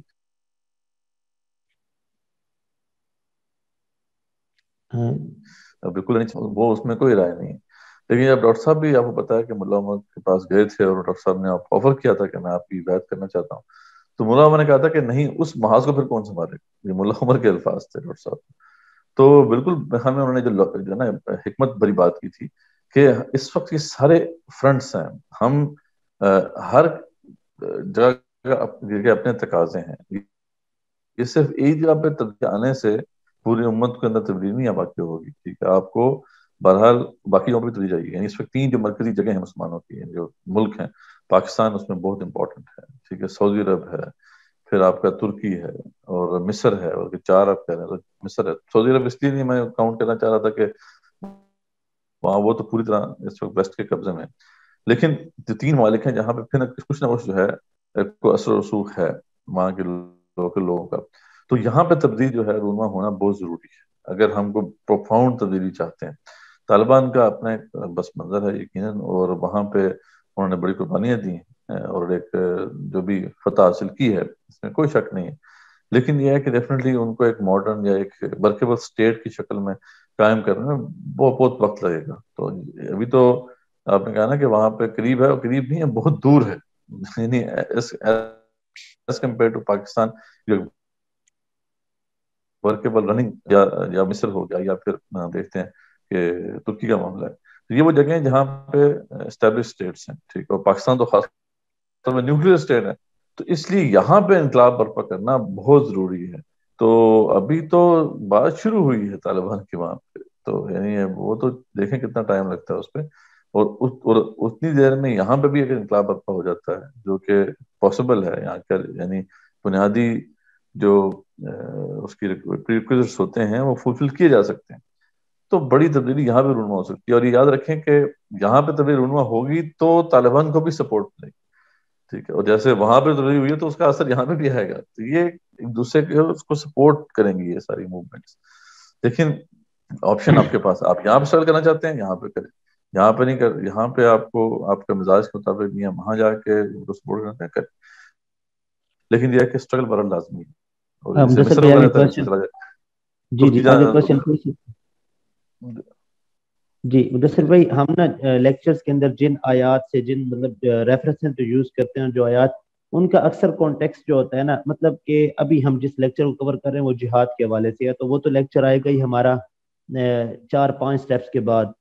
شروع میں دعوت ہے، وہی تنظیم سازی ہے، اس میں پھر تربیت ہے، اور مطلب یہ ساری چیزیں اقدام اور یہ تصادم وغیرہ. ہمارا یہ جہاد والا ٹاپک تو تب جا کے قابل عمل ہوگا اس حوالے سے. لیکن ہم جتنی بھی آیات موسٹلی کور کرتے ہیں نا، ان کا تعلق جو ہے وہ پیورلی قتال سے ہوتا ہے، اور ان کو ہم ریفرنس کے طور پہ یوز کر رہے ہوتے ہیں اپنے دیگر لیکچرز کے اندر. مطلب ابھی ادھر ہی ہم نا جس طرح قانون نصرت والی آیات ہے ہماری، تو اس میں مطلب مستہم الباسا والضراء، مطلب اس طرح کی مطلب ورڈنگ استعمال ہو رہی ہیں کہ اتنا شدید مطلب حالات ہیں مسلمانوں کے اوپر. اور پھر جو ہے مطلب حتیٰ کہ رسول بھی کہہ رہے ہیں کہ کہاں ہے نصرت اللہ کی، کب آئے گی اللہ کی نصرت. تو اس طرح کی چیزیں ہیں. لیکن اب ہم اگر اپنی بات کریں، میں یہ کہہ سکتا ہوں کہ اگر ہم پاکستان کے تناظر میں دیکھیں تو کم از کم اگر جماعتوں کی عمر کے حساب سے دیکھیں، جس طرح تنظیم کو 60 سال ہو گئے، ڈاکٹر صاحب کو 60 سال گزر گئے، تو میں پرسنلی یا آپ یا میرے ساتھ جتنے بھی بھائی یہاں پہ بیٹھے ہیں، وہ کم از کم 50-60 سال کے لیے ان آیات کے اوپر وہ مطلب نہیں ہو سکتی. یہ ان آیات کے حالات ہمارے اوپر نہیں آ سکتے، کیونکہ ہم جس سینس میں جس طرح دعوت یا تنظیم کو لوگ دعوت دیتے رہے ہیں، یا ہم جس طرح دعوت دیں گے، ہمارے اس طرح کے مشکل حالات تو نہیں آ سکتے، دعوت کی دور میں تو نہیں آ سکتے ایٹ لیسٹ. تو یہ پھر کس طرح فطری طریقہ دعوت ہے کہ یہ والی چیزیں جو ہیں. اب نبی پاک صلی اللہ علیہ وسلم کا دور ہے، تو ان کے دور میں تو حضرت سمیہ کے اوپر جو مشکلات آ رہی ہیں، حضرت بلال کے اوپر آ رہی ہیں، پھر حضرت عمار یاسر کا پورا خاندان کٹ گیا ہے. تو اس طرح کی مشکلات، اس طرح کی جو مصیبتیں ہیں، یہ حالانکہ نبی پاک صلی اللہ علیہ وسلم کا شروع والا دور ہے، اور ہمارے ہاں اس طرح کی چیزیں دیکھنے کو بالکل بھی نہیں ملتی. کائنڈلی یہ مطلب کس طرح ہم کوریلیٹ کریں گے اپنے تنظیم کی، اپنی دعوت؟ یہ تو ہم جس جگہ پہ تاریخ میں لائق کرتے ہیں اس کے حساب سے ہی ہے. ویسے تو تمنا نہیں کرنی چاہیے کہ ہمیں آزمائشیں ہمارے اوپر آئیں. آپ سے منع کیا ہے، بلکہ اللہ نے آپ سے فرمایا کہ حافظ کی دعائی کیا کرو. ہاں مشکل پڑ جائے تو پھر ثابت قدم رہو، اللہ نہ کرے کہ ہمیں اس سے گزرنا پڑے اتنے، یہ پھر ہمارا نفاق بھی کھل کے سامنے آ جائے. تو بات وہی ہے کہ ہم ڈیپینڈ کرتے ہیں کہاں پہ لائق کرتے ہیں. ابھی رسول السلام کی جو اسٹرگل ہے اس سے پتہ چلتا ہے کہ ان کو بھی مختلف حالات نظر آئے. خود اگر عیسیٰ علیہ السلام کو دیکھیں تو وہ جب اس وقت جب وہ ان کو ذمہ داری دی گئی تو بنی اسرائیل جو تھے ان کی حالت ایسی تھی جیسے کہ آج ہماری ہے، کہ وہ بھی رومن امپائر کے نیچے ایک طرح سے جو ہے نا پپٹس بنے ہوئے تھے. ان کے اوپر وہ ہیرود اعظم اور اس کے جو بیٹے ہیں ان کی حکومت تھی، جو کہ پٹھو تھے بیسیکلی رومن امپائر کے. تو ان کی اسٹرگل سے ہمیں بہت کچھ جو ہے مطلب انسائٹ مل سکتی ہے، کیسے انہوں نے وہ کھڑے ہوئے اور اسٹرگل کی انہوں نے. تو اس طرح جو دیگر بنی اسرائیل کے اندر کی تاریخ میں آنے والے انبیاء علیہ السلام ہیں، تو ان کی بھی یہ اسٹرگل رہی ہے، اور اس میں کئی شہید بھی کر دیے گئے، کئی جو ہے ان کو سنسار کر دیا گیا. تو بہرحال یہ بات ہے کہ ڈیپینڈ کرتا ہے کہ آپ کہاں پہ لائق کرتے ہیں. بہرحال ہم اس وقت جس سچویشن میں ہیں ہمیں اس کے مطابق ہی اسٹرگل کرنی ہے، اس میں کوئی شک نہیں ہے کہ جہاد و قتال فی سبیل اللہ کی آیت بالکل جہاد و قتال کے لیے. میں نے آپ کو بتایا کہ 50-60 سالوں میں یہ صورت پورا سینریو چینج ہو گیا نا, کہ جہاد و قتال کا طریقہ ہی چینج ہو گیا. تو بہرحال یہ ایک ایسی چینج ہے کہ جس کو اب ہمیں سمجھنا تو ہے کہ اگر اس میں تبدیلی واقع ہوئی ہے تو الٹرنیٹس کیا ہیں ہمارے پاس, تو ان الٹرنیٹس کو ہمیں ایکسپلور کرنا ہے اور اس کے مطابق آگے بڑھنا ہے. تو وہی بات کہ جماعتیں جو تھی 50-60 سال میں بھی کامیاب نہیں ہو سکیں, تو اس میں کچھ کمیاں جماعتوں کے اندر بھی تھیں, ٹھیک ہے, اور کچھ میتھڈولوجی کے اندر بھی کچھ ایسی کمیاں رہ گئی تھیں جس کی وجہ سے بات آگے نہیں بڑھ سکی, ورنہ اس جو ہے وہ نتائج جو وہ تھے وہ حاصل کیے جا سکتے تھے. اور ہمیں ان کو انالائز کرتے رہنا ہے اور ان غلطیوں کو انالائز کر کے بہتر جو میتھڈولوجی ہے اس کو اپنا کے آگے بڑھنا ہے. تو یہ اب ہمارے پاس یہ آپشن اس کے علاوہ اور کوئی ہے نہیں, ٹھیک ہے. ہاں, یا تو پھر وہی ہے کہ اگر ہم باقی قتال کرنا چاہتے ہیں تو وہ اس طرح کا قتال تو افغانستان میں بھی نہیں ہوا, جو جیسے دو بدو ہوتی تھی, میدان میں اترے دو جنگیں, دو جناب لشکر اترے, ایک لشکر نے دوسرے کو پتہ کر لیا اور اس میں پتہ ہو گیا. یہاں پہ پتہ آپ کو کہ یہاں پہ بھی تو گریلا وارفیئر ہوئی ہے, اور جو امریکن جو آرسنل تھا, اتنی بڑی ملٹری آرسنل, اس کو انگیج کر کے رکھا ہے طالبان نے, اور کتنی مطلب سال انہوں نے اس کو انگیج کر کے رکھا, تب جا کے وہ کہیں بات بنی ہے کہ وہ نکلیں. تو لیکن اس کی وجہ سے جو ڈیوسٹیشن ہوئی ہے وہاں پہ, انفراسٹرکچر تباہ ہوا ہے وہاں پہ, جو بھی اس وقت جو یعنی پتھروں کے دور میں وہ پہنچ چکے ہیں, اب وہاں سے اس کو ری بلڈ کرنا, اس مقام تک لے کے آنا کہ وہ سسٹین کر سکے اس دنیا میں, آج کی اس دنیا میں, وہ اٹ سیلف ایک بہت بڑا چیلنج بن چکا ہے. تو اگین اس قسم کا منہج ہم یہاں پہ اگر اپنا دیتے ہیں پاکستان میں تو وہ بالکل فیزیبل نہیں ہے. آپ خود سمجھ سکتے ہیں, لوگوں نے اپنا کے بھی دیکھا کیا ہوا, وہ کچل دیے گئے, بلکہ اس کی وجہ سے نقصان بہت ہوا, وہ غیر مسلموں کے ہاتھوں استعمال بھی ہوئے. تو اس لیے یہاں پہ اب اس قسم کا منہج اب چل نہیں سکتا. شام کے اندر اسی منہج کو اپنایا گیا, کیا ہوا, خانہ جنگی ہوگی تو ہو گیا شام, ٹھیک ہے. شروع تو ایسے ہی ہوا تھا, ایک ریزسٹنس کھڑی ہوئی تھی, لیکن بعد میں وہ آرمڈ ریزسٹنس میں شام وہ ٹرانسفارم ہو گئی. اور کیا ہوا اس کے بعد وہی ہوا کہ وہاں پہ خانہ جنگی ہوگی, ملک تباہ ہو گیا. تو یہ اس کو بھی دیکھنا ہے, ان سب چیزوں کو بھی مد نظر رکھ کے پھر ہمیں بیسٹ پاسبل وے فارورڈ اپنانا ہے. اگر پاکستان ہمارا ہے اس کے لیے بیسٹ پاسبل اسٹڈی تو یہ جو ہم پیش کر رہے ہیں, جو واضح کر رہے ہیں. ہاں, اگر کسی کو یہاں سے ہٹ کر کہیں پہ جا کے سرچ کرنی ہے تو افغانستان ایک اویلیبل آپشن ہے. اگر تو کوئی جا سکتا ہے تو وہاں جائے, اور وہاں تو پتہ ہو چکی ہے. ایک طرح سے یہ سکون بھی, آپ آرام سے اسلامی حکومت میں رہیں گے, دوسرا یہ ہے کہ ان کو سپورٹ بھی ملے گی اور اللہ تعالیٰ آپ کو اجر بھی دے گا. تو یہ ایک آپشن کی حد تک ہے. یا پھر آپ ترکی چلے جائیں, وہاں پہ بھی اچھے کوئی حالات پیدا ہو رہے ہیں اسلام کے, تو آپ وہاں پہ کوشش کریں, کیونکہ وہاں پہ بہت کام کرنے کی ضرورت ہے. مطلب میں تو خود جا کے وہاں دیکھ کے آیا ہوں کہ وہ تو بات صرف جو ہے اوپر بات ہے کہ اردگان کی نظر آتی ہے, اندر سوسائٹی ابھی تک جو ہے بہت زیادہ لیبرلائزڈ ہے. اس کو وہاں سے نکالنا بڑا ٹائم لگے گا. مصر تو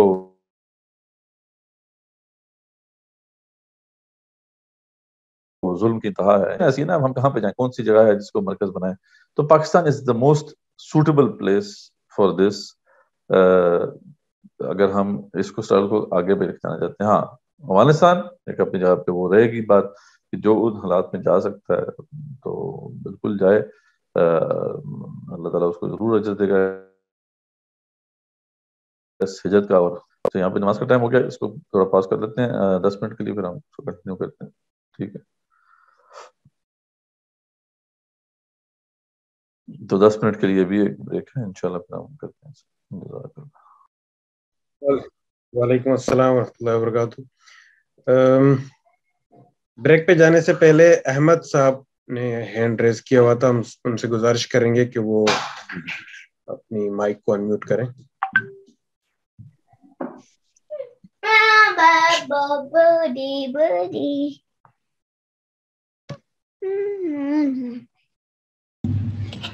السلام علیکم.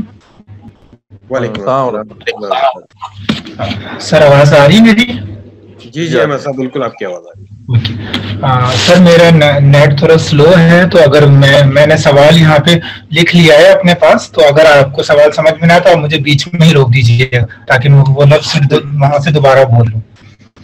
اور اچھا سر, ایک بات اور سوال کرنے سے پہلے, وہ جو ویک ویڈیوز تھی اس میں آپ نے یہ آئی تھنک 6 اسٹیپس پورے بتائے تھے. آپ نے 4 اسٹیپس تک نہیں روکا تھا, صبر محض تک نہیں روکا تھا, بلکہ آپ اقدام اور تصادم اور کامیابی تک بھی گئے تھے.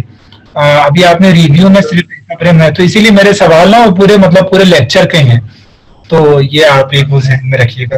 اچھا سر میرا پہلا سوال ہے, تھوڑا لانگ ہے تو میں آپ کے سامنے یہ پڑھ رہا ہوں, شاید اس سے ریلیٹ ہے یا نہیں, لیکن جب یہ پہلا اسٹیپ میں آپ کا ویڈیو سن رہا تھا انقلابی نظریے کی دعوت, تو یہاں سے پھر یہ میرے پاس میں یہ سوال جنریٹ ہوا ہے. آواز آ رہی ہے سر؟ میں سوال اسٹارٹ کروں؟ جی آواز آ رہی ہے, آپ اپنا سوال اسٹارٹ کر سکتے ہیں. اوکے آواز آ رہی ہے آپ کی؟ ٹھیک ہے. ہاں سر میں سوال اسٹارٹ کر رہا ہوں. ہماری دعوت اور رسول اللہ صلی اللہ علیہ وسلم کی دعوت میں ایک بنیادی فرق ہے. اللہ کے رسول کی دعوت ہر اعتبار سے منفرد دعوت تھی. اللہ کے رسول نظر نہ آنے والے خدا کی عبادت نظر آنے والے خدا کی عبادت سے لوگوں کا رخ موڑ کر نہ نظر آنے والے خدا کی عبادت کی طرف لے کر آئے, جبکہ ہماری دعوت ایک نظریاتی دعوت ہے. ہم جنہیں دعوت دے رہے ہیں وہ ایک اللہ کو ہی مانتے ہیں, وہ نہ نظر آنے والے خدا کو ہی مانتے ہیں. نظریاتی دعوت ہمیشہ انٹلیکچوئل لوگوں کو ہی متاثر کرتی ہے. عوام الناس کو اس سے کوئی غرض نہیں ہوتا, اور کسی بھی معاشرے میں انٹلیکچوئل لوگوں کی تعداد کم ہوتی ہے. اللہ کے رسول کے دور میں انٹلیکچوئل لوگ انگلیوں پر گنے جا سکتے تھے. ہم یہ کہہ سکتے ہیں اشرف بشرف, لیکن 1.5 لاکھ کی آبادی میں انٹلیکچوئل 10 ہی تھے. اور اگر آج کے دور کا موازنہ کیا جائے, اگر 1 کروڑ کی آبادی میں انٹلیکچوئل کتنے ہو سکتے ہیں؟ زیادہ سے زیادہ 10,000. اور پھر گاندھی صاحب کی جماعت میں بھی عوام الناس نہیں ہے, قادیانیوں میں بھی عوام الناس نہیں ہے. یہاں پر بھی سارے کے سارے ڈاکٹرز اور پروفیسرز ہیں. اب اگر اندازہ لگایا جائے تو کتنے لوگ اس دعوت پر لبیک کہیں گے؟ اور اگر ڈاکٹر صاحب کے بقول 30 سال بعد نظریاتی دعوت تو بری ہو جاتی ہے. صحیح. جی ہاں بھائی بولیں. ہاں بھائی. جی احمد بھائی آپ کی آواز شاید کٹ گئی ہے, تو اگر آپ کی آواز نہیں آ رہی ہے تو آپ لکھ بھی سکتے ہیں, سوال لکھ لیں چیٹ باکس میں ریڈ کر لوں گا.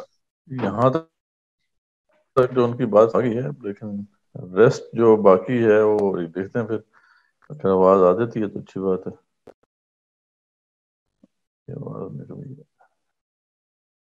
چلیں یہاں تک جو ہے ان کی بات اس کو جواب دینے کی کوشش کرتے ہیں, اگر وہ سن رہے ہیں تو. احمد بھائی, احمد بھائی. مدثر بھائی ان کی مائک آن تھی, اب تو وہ ڈسکنیکٹ بھی ہو گئے ہیں, شاید ان کی انٹرنیٹ ڈسکنیکٹ ہو گئی ہے. چلیں وہ آتے ہیں تو اس وقت تک ان کی جو بات ہے اس کو جواب دینے کی کوشش کرتے ہیں. میرے خیال میں تھوڑا سا ویٹ کر لیں تو وہ آ جائیں. چلیں ٹھیک ہے, اس سے پہلے بھی کسی اور کا جواب دے دیتے ہیں تاکہ وہ اگر نہیں ہوں گے تو پھر آپ کو سوال دہرانا ہی پڑے گا جواب. تو تب تک ہم جنید صاحب کا سوال لے لیتے ہیں. جنید صاحب آپ سوال کریں, لیکن پلیز مختصراً, کیونکہ جی بالکل, تاکہ پھر ہم آگے احمد صاحب کی طرف بڑھ سکیں, پھر ہم آپ کے پاس واپس آ جائیں گے, کوئی مسئلہ نہیں. جی بالکل. مدثر بھائی, وسائل کے حوالے سے آپ ایک اصول طے کرتے ہیں اپنے لیکچرز کے اندر کہ مسلمانوں کے پاس کم از کم 50% وسائل ہونے چاہیے, تب جا کر اقدام کی جو ہے سچویشن یا تصادم کی سچویشن جو ہے وہ کریٹ ہو سکتی ہے. تو اس حوالے سے جو ہے ایک تو یہ پوچھنا ہے کہ اس کانسیپٹ کو امت کا اجماع جو ہے اس کی حمایت حاصل ہے کہ نہیں, یا مطلب کیونکہ ہم دیکھتے ہیں کہ بدر کا واقعہ اس میں یہ 50 والی پروپورشن نہیں ہے, بلکہ اس میں 300 بمقابلہ 1000 ہے. اسی طرح حضرت خالد بن ولید سے ایک جو ہے وہ 3000 کا لشکر ہے, غالباً رومیوں سے 1 لاکھ کا لشکر یا 30,000 کا لشکر سامنے ہے. اور اس طرح امت کے دیگر مطلب جو 1400 سالہ دور ہے اس میں بھی اس طرح کا مطلب بہت سارے چھوٹے فیکشن جو ہیں وہ لڑتے رہے ہیں بڑے فیکشنز کے ساتھ. تو اس میں جو ہے نا حوالوں کے ساتھ, صرف یہ والا حوالہ تو آپ نے جو ہے وہ دے دیا سورہ انفال کا کہ اے نبی صلی اللہ علیہ وسلم آپ مومنوں کو اکسائیے جہاد کے لیے, یہ والا حوالہ تو جی بالکل ہے, لیکن اس کے برعکس امت کے اندر پریکٹسنگ جو طریقے رہے ہیں وہ، اور پھر ان کو مطلب منع بھی نہیں کیا گیا، بلکہ خود نبی پاک صلی اللہ علیہ وسلم کے دور میں بھی اور بعد میں بھی اس طرح کے حالات چلتے رہے ہیں۔ تو اس اصول کو جب طے کیا جا رہا ہے تو اس اصول کی مطلب فردر جو ہے وہ امت کے اجماع اور دیگر جو بڑے ائمہ جو ہیں ان کی طرف سے کتنی مطلب ان کی تائید حاصل ہے اس اصول کو؟ اچھا سوال آپ کا۔ دیکھیں اس میں جہاں تک مسئلہ بدر کا ہے نا، تو وہ تو بالکل واضح ہے کہ اس میں جو اصول دیا گیا اس کے مطابق ہی وہاں پہ ہوا ہے۔ یہاں پہ کیا کہا جا رہا ہے کہ منکم یچرون صابرون یغلبوا مئتین، ٹھیک ہے نا، اگر صبر کرنے ڈٹ جانے والے ہیں تو پھر وہ 10 گنا پہ غالب آ سکتے ہیں، ٹھیک ہے نا۔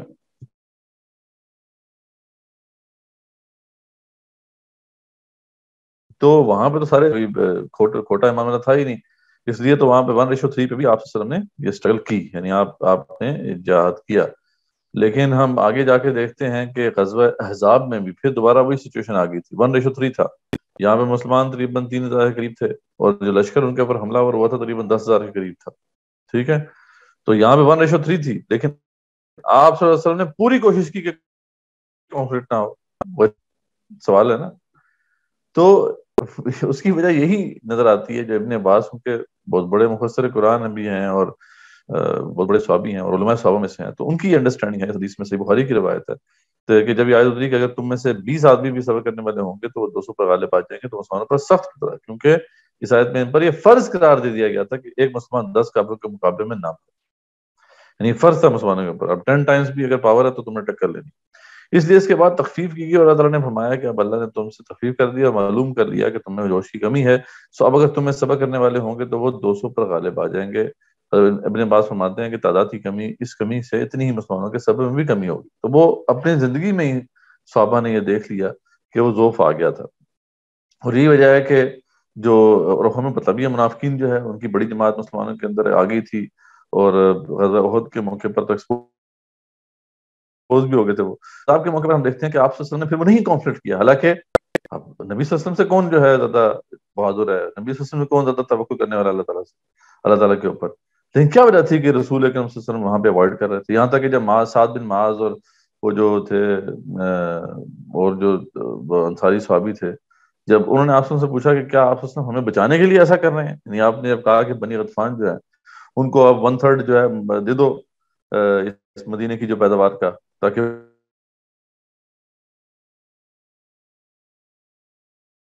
وہ بیچ میں سے ٹوٹ جائیں، وزڈم تھا اس میں۔ لیکن اس پہ جو ہے سعد بن معاذ والا نے پوچھا کہ رضی اللہ عنہ کہ آپ ہمیں بچانے کے لیے ایسا کر رہے ہیں یا آپ کا کوئی اور اس کے پیچھے کوئی اور وجہ ہے؟ تو آپ سے فرمایا کہ ہاں تمہیں بچانے کے لیے میں ایسا کر رہا ہوں۔ تو دیکھیں ان سے بڑا تو کوئی جہادی نہیں ہو سکتا، ان سے بڑا کوئی جو ہے توکل نہیں کرنے والا ہو سکتا اللہ پر۔ تو کیا وجہ ہے کہ آپ اوائڈ کرنا چاہ رہے تھے؟ یہی اصول غالباً وہاں پہ کافی نظر آتا ہے کہ آپ کو معلوم تھا کہ آپ ضعف ہے، اس وجہ سے 1:3 جو ہے وہ نہیں چلے گا، ہم جو ہے یہاں پہ مشکل میں پڑ جائیں گے۔ رہی بات کہ اس کے بعد جو مسلمانوں کے جو مارکے ہوئے ہیں اس میں تو اصل میں مسلمانوں کی ایک فوجی دستے جاتے تھے، مسلمانوں کی حکومت قائم ہو گئی تھی۔ دیکھیں مسلمانوں کی جب سینٹرل حکومت قائم ہو جائے نا تو پھر تو کئی دستے ہم بیچ سکتے ہیں، لشکر بیچ سکتے ہیں، ٹھیک ہے۔ پھر ایک لشکر جو ہے وہ سارے کا سارا شہید بھی ہو جائے، دوسرا لشکر ہم بھیج دیں گے۔ ابھی تو یہاں پہ بات ہو رہی ہے کہ مسلمانوں کی کوئی سینٹرل حکومت قائم ہی نہیں ہوئی ہے۔ یہی جو سٹرگل جو ہم سرمایہ اکٹھا کر رہے ہیں، جو لوگ اکٹھے کر رہے ہیں، یہی وہ لوگ ہیں جنہوں نے وہ حکومت قائم کرنی، یہی مارے گئے تو پھر تو ختم ہے، یہ تو موومنٹ ہی ختم ہو جائے گی۔ اس لیے آپ صلی اللہ علیہ وسلم کی وہ بات بڑی امپورٹنٹ ہے، جب غزوہ بدر میں آپ صلی اللہ علیہ وسلم نے اللہ تعالیٰ کے سامنے کہی، اللہ تعالیٰ اگر یہ مارے گئے تو قیامت تک تیرا نام دینے والا کوئی نہ ہوگا۔ تو نہیں آپ صلی اللہ علیہ وسلم جو ہے یہی بتا رہے تھے نا کہ اللہ یہی اس وقت جو اہل ایمان کی جماعت یہی ہے، تو اس لیے اس کو فتح یاب کر، کیونکہ اگر یہ ختم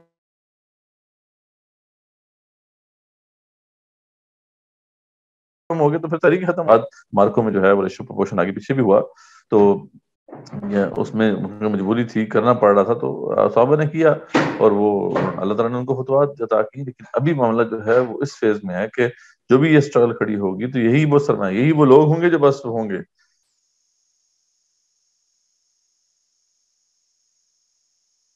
یہ پھر اس موقع پر رسول کو پوری طریقے سے سامنے رکھا اور اس کی بیس پر آپ صلی اللہ علیہ وسلم نے اوائڈ کیا کانفلکٹ کو ہر طرح سے، پہلے خندق کھدوائی، پھر اس کے بعد باقی جو سارے معاملات دیکھتے ہیں ان کے بالکل کلیئر تھے آپ وسلم کہ ہم نے ٹکر نہیں دینی. حالانکہ یہ وہ لوگ تھے جنہوں نے بدر میں اللہ کے فرشتوں کی نصرت دیکھی ہوئی تھی. تو آپ وسلم کو کیا معاملہ تھا کہ آپ ان کو بچانے کی کوشش کر رہے ہیں؟ مطلب وہ صحابہ تھے نا، معمولی لوگ تو نہیں تھے، لیکن پرپورشن ٹھیک نہیں تھی.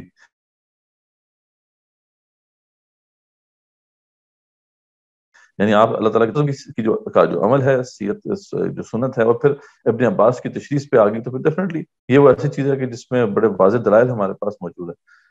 باقی ذریعہ بات ہے اسکالرز اس والے سے، کیونکہ یہ سچویشن ہے، یہ معاملہ سچویشنل ہے، اس لیے اس کے اوپر آپ کو اس طریقے سے کنسنسس مل نہیں سکتا، کیونکہ ڈیپینڈ کرتا ہے نا کہاں پہ ہے، کس سچویشن میں ہے. تاریخ اسلام میں تو زیادہ تر مسلمان حاکم رہے ہیں،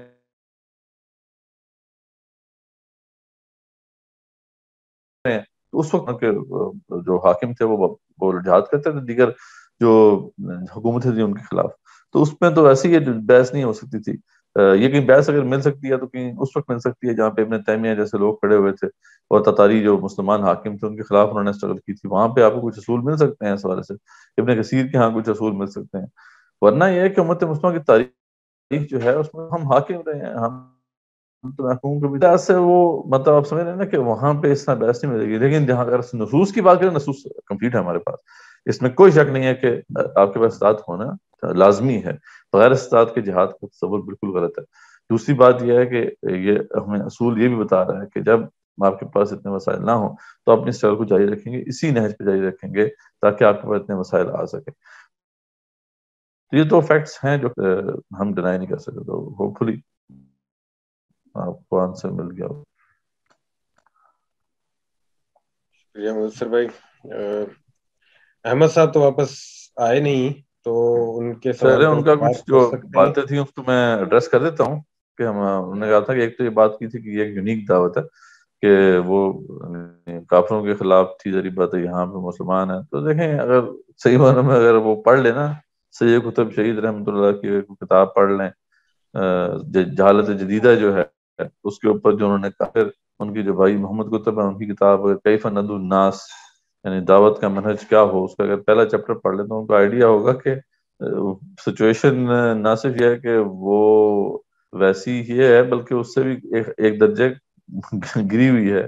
کہ ادھر تو چلو کم سے کم کو پتا تو تھا مشرکین کو وہ مشرک ہیں، یہاں پہ تو شرک اسی سطح کا ہے، لیکن لوگ اپنے آپ کو پکے مومن سمجھے بیٹھے. ٹھیک ہے، تو یہ ہاں ڈیفینیٹلی وہ ایک سرکمسٹانسز ڈفرینٹ تھے. عربین پینسولا کا جو حالات تھے وہ ڈفرینٹ تھے. آج ایک ماڈرن سوسائٹی جو ہے پاکستان داری بات ہے، ایک جدید ایک سوسائٹی ہے جہاں پہ وہ تمام انفلوئنسز ہیں، یہاں پہ اسٹیٹ انسٹیٹیوشنز ہیں، مطلب بہت کچھ چینج ہو چکا ہے. یعنی انرجی ڈرا کرنا اتنا آسان نہیں ہے، لیکن اگر آئیڈیولوجیکلی دیکھیں تو یہاں پہ داری بات ہے شرک بڑے پیمانے پہ ہو رہا ہے. وہی وہ ان دیکھے وہ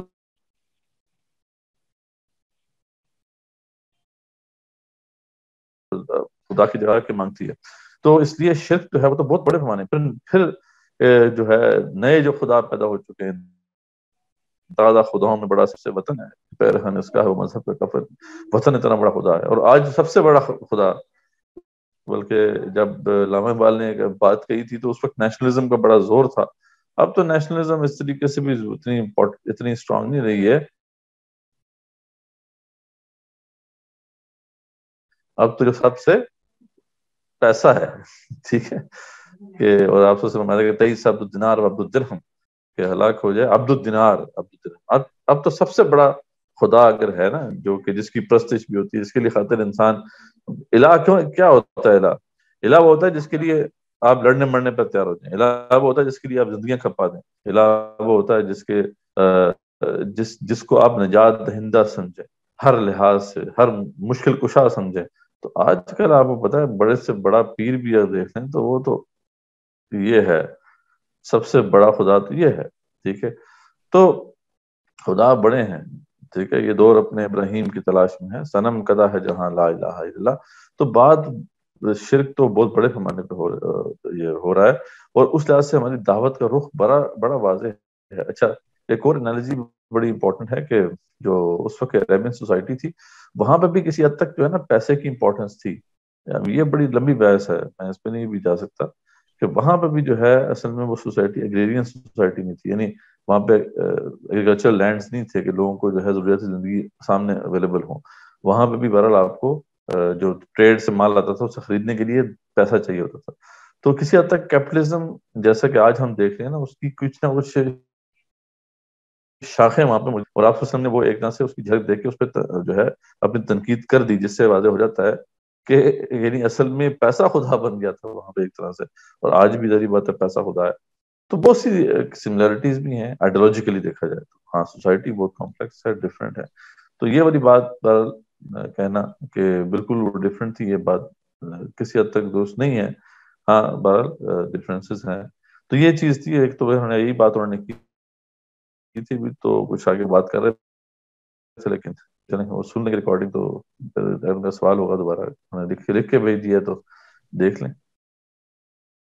جی نہیں، انہوں نے لکھ کے بھی نہیں بھیجا، واٹس ایپ پہ بھی نہیں بھیجا، اور انہوں نے چیٹ باکس میں بھی نہیں لکھا کیونکہ وہ دوبارہ آن لائن ہوئے نہیں ہے. اور تو یہ پوائنٹ نہیں تھا ان کا جو کوشچن تھا، میرے خیال میں اتنا ہی مجھے یاد تھا. نہیں بس وہ اگلی کلاس میں اگر آئیں گے تو پھر ان کا دوبارہ لے لیں گے یہ سوال، ان کو کلیریفائی کروا دیں گے. ابھی ہم جنید صاحب کا سوال لیتے ہیں. جنید صاحب اپنی مائک کو انمیوٹ کر سکتے ہیں. السلام علیکم. وعلیکم السلام. مدثر بھائی میرا یہ سوال ہے کہ دین کی دعوت جو ہے وہ پارٹ ٹائم آج کے دور میں ہمارے لیے پارٹ ٹائم رسپانسبلٹی ہے یا فل ٹائم رسپانسبلٹی ہے؟ کیونکہ آپ نے الہ کا تذکرہ کیا تو اس میں پھر عبد الدینار کا بھی ذکر آیا. تو اس حوالے سے آج جو ہماری کوشش ہے وہ تو ہماری فل ٹائم رسپانس مطلب جو چیزیں ہیں وہ ہم ایک جاب کو ٹائم دے رہے ہوتے ہیں. تو اس میں اب ہفتے میں 7 دن یا 6 دن جو ہیں ہم جاب کے لیے، تو اس میں ڈاکٹر صاحب جو ہیں وہ تو اس نظام کے نیچے رہ کر پھلنے پھولنے کو بہت برا جانتے تھے. تو آپ کی حوالے سے کیا رہے کہ ہماری رسپانسبلٹی کس طرح ہونی چاہیے؟ بھرت جی یہ تو ایک بالکل حقیقت بات ہے. ابھی تو دین مغلوب ہے جی، تو ابھی تو ہمیں ہماری خلاصی اتنی آسانی سے نہیں ہونی. ابھی تو ہم اگر سب کچھ بھی کھپا دیں تو کم ہے. تو خیر میں جب ڈاکٹر صاحب کے پاس گیا تھا، جب ہم اس طرف آئے تھے 2005 کی بات ہے، تو ڈاکٹر صاحب نے کہا تھا یار کچھ پلان کرو اپنی لائف کو کہ 40 ایئرس تک جو ہے نا کچھ کر لو جو سیو کرنا ہے، اس کے بعد پھر کھپا دینا فل ٹائم. تو ہم اس پہ چلے. اللہ بھلا کرے ان کا کہ انہوں نے گائیڈ کیا ہمیں. تو بہرحال اب یہ ہے کہ اب وقت ہے ہمارا بھی کہ ہم بوریہ بستر سنبھالنے کے اس کے پلان میں ہیں کہ کس طرح سب کچھ کھپائیں. جو بھی ہے اللہ کی توفیق اگر ہوگی تو یہ ہو بھی جائے گا کہ تھوڑا بہت ہم اسٹرگل کر لیں گے. لیکن یہ حقیقت تو ہے اپنی جگہ پر. دین مغلوب ہے ابھی اس وقت، اس کو ضرورت ہے ہماری. اور ہم اگر اسی طریقے سے اپنے کیریئرز بناتے رہیں، اپنی دنیا سنوارتے رہیں، تو یہ کوئی اچھی بات نہیں ہے. ہاں یہ ہمارے اپنے ایمان میں کمی ہے. مسئلہ یہ ہے کہ رزق تو ملتا ہی ہے. پتہ آپ کو عثمان غنی بھی کام تھوڑا ہی کرتے تھے، مال بہت تھا. عبد الرحمن بن عوف کام اتنا ہی کرتے تھے اتنے باقی صحابہ کرتے تھے. تو ہم بھی اگر ایمان ہمارا ہو کہ یار تھوڑا بہت کوئی بزنس وغیرہ کوئی کر لیں چھوٹا موٹا، تو مل جائے گا. رزق بہانہ ہونا چاہیے. رزق کا ایک ذریعے کا ایک بہانہ ہے. اللہ تعالیٰ کا فضل تلاش کرو، اللہ تعالیٰ فرماتے ہیں. تو وہ اس کا ہم کم مقدار میں کام کریں گے تو مل جائے گا اتنا ہی جتنا ملنا ہے. تو یہ تو ہمیں اپنے آپ کو ذرا ٹرین کرنا ہوگا، اپنے ایمان کو ذرا مضبوط کرنا ہوگا. ہمارا دل کمزور ہو جاتے ہیں اصل میں، اس کی وجہ سے پھر ہم اپنے آپ کو کھپانا شروع کرتے ہیں. اصل بات یہ بیلنس یہ ہونا چاہیے کہ آخرت کے لیے زیادہ ہو اور دنیا کے لیے کم ہو. ٹھیک ہے، یہ بیلنس ہم نے مینٹین کرنا ہے.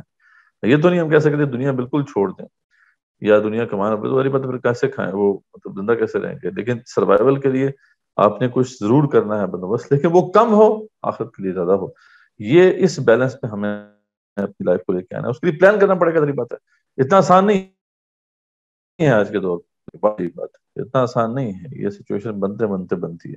لیکن اللہ سے دعا بھی کریں اور دعا بھی کریں، کچھ تدبیر بھی کریں، تو وہ سچویشن آ سکتی ہے کہ ہمارے پاس زیادہ وقت اللہ تعالیٰ کے دین کے لیے نکل ہے. ورنہ تو پھر بات ہے یہ سوسائٹی بنی ایسے ہے، یہ تو کیپٹلسٹک سوسائٹی ہے. اس کے اندر تو اصول ہی ہے کہ اس نے آپ کو کھپا کے چھوڑنا ہے.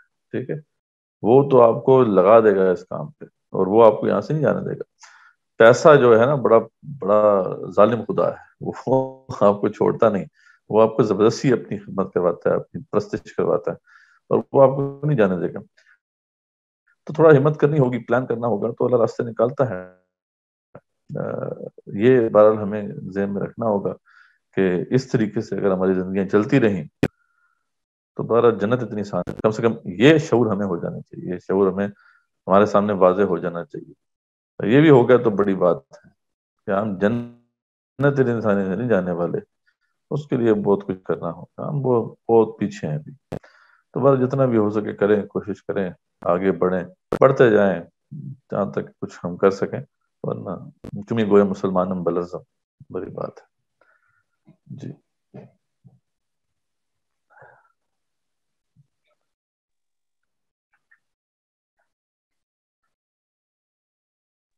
جی ایک تو بات سوال ہے. اور ہے. مدثر بھائی, جنید صاحب آپ اگر اگلا سوال کرنا چاہ رہے ہیں تو کریں ذرا پلیز. سر یہ ٹھیک ہے, حق بیان کرنا تو ہر مسلمان کا ہے, نظام کی بات کرنا بھی ٹھیک ہے, ہر مسلمان پر فرض ہے. لیکن کیا جو امام مسجد جس کی سلیکشن کرائٹیریا وہ تو دین ہم سے زیادہ جانتا ہے نا, دین ہو گیا یا مذہب ہو گیا, اس کی جو نالج ہے وہ ہم سے زیادہ ہے, تو کیا اس سے اللہ تعالیٰ کو ہاں جواب دہی اس کی زیادہ نہیں ہوگی اس معاملے میں کہ جس کو اسپیشل رکھا اس معاملے آپ کے ذرا یہ پڑھیں نا, بیان کریں؟ یہ بنی اسرائیل کی ذرا پڑھیں جو آیات ہیں جو اللہ تعالیٰ نے بنی اسرائیل پہ چاشش میں, کس طرح اللہ تعالیٰ کی غصہ ہے ان کے علماء کے اوپر. سب سے پہلے پکڑ ہی نہیں کی ہوگی. وہ عبداللہ بن مبارک کا شعر ہے نا, ما افسد الدین الا الملوک واخبار الصوم ورحمانها, کہ دین میں بگاڑ کب آیا؟ جب ملوک خراب ہو گئے, بادشاہ خراب ہو گئے. اور بادشاہ کب خراب ہوئے؟ جب علماء اور مشائخ خراب ہو گئے. تو دیکھیں آپ کیا پورا بقرہ, سورہ بقرہ اٹھا کے دیکھیں, سورہ آل عمران اٹھا کے دیکھیں, کیسے اللہ تعالیٰ گرجتے ہیں ان کے اوپر, ان علماء کے اوپر. اللہ کہتے ہیں اللہ تعالیٰ ان سے کلام تک نہیں کرے گا روز.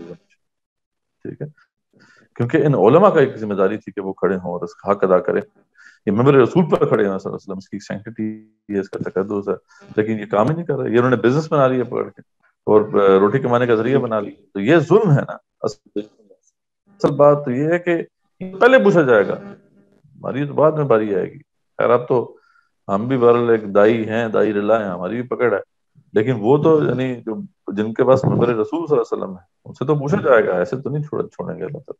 اور اللہ تعالیٰ نے پہلے ہی وارن کر دیا سورۃ توبہ کے اندر, جب آیت جہاد آئی تھی نا, ان کثیر من الاخبار والرحمن یاکل الناس اموال, کے وہ لوگوں کے مال کھا جاتے ہیں یہ علماء مشائخ سے ہوشیار ہیں. ادھر ہی بتا دیا تھا اللہ تعالیٰ نے. جب جہاد کا حکم آیا, اللہ نے کہا کہ باز رہنا مسلمانوں, اکثر علماء اور مشائخ جو ہیں وہ لوگوں کے مال کھا جاتے ہیں, تو پیسے جمع کرنے کے چکر میں لگ جاتے ہیں, اس لیے ان سے ہوشیار رہنا.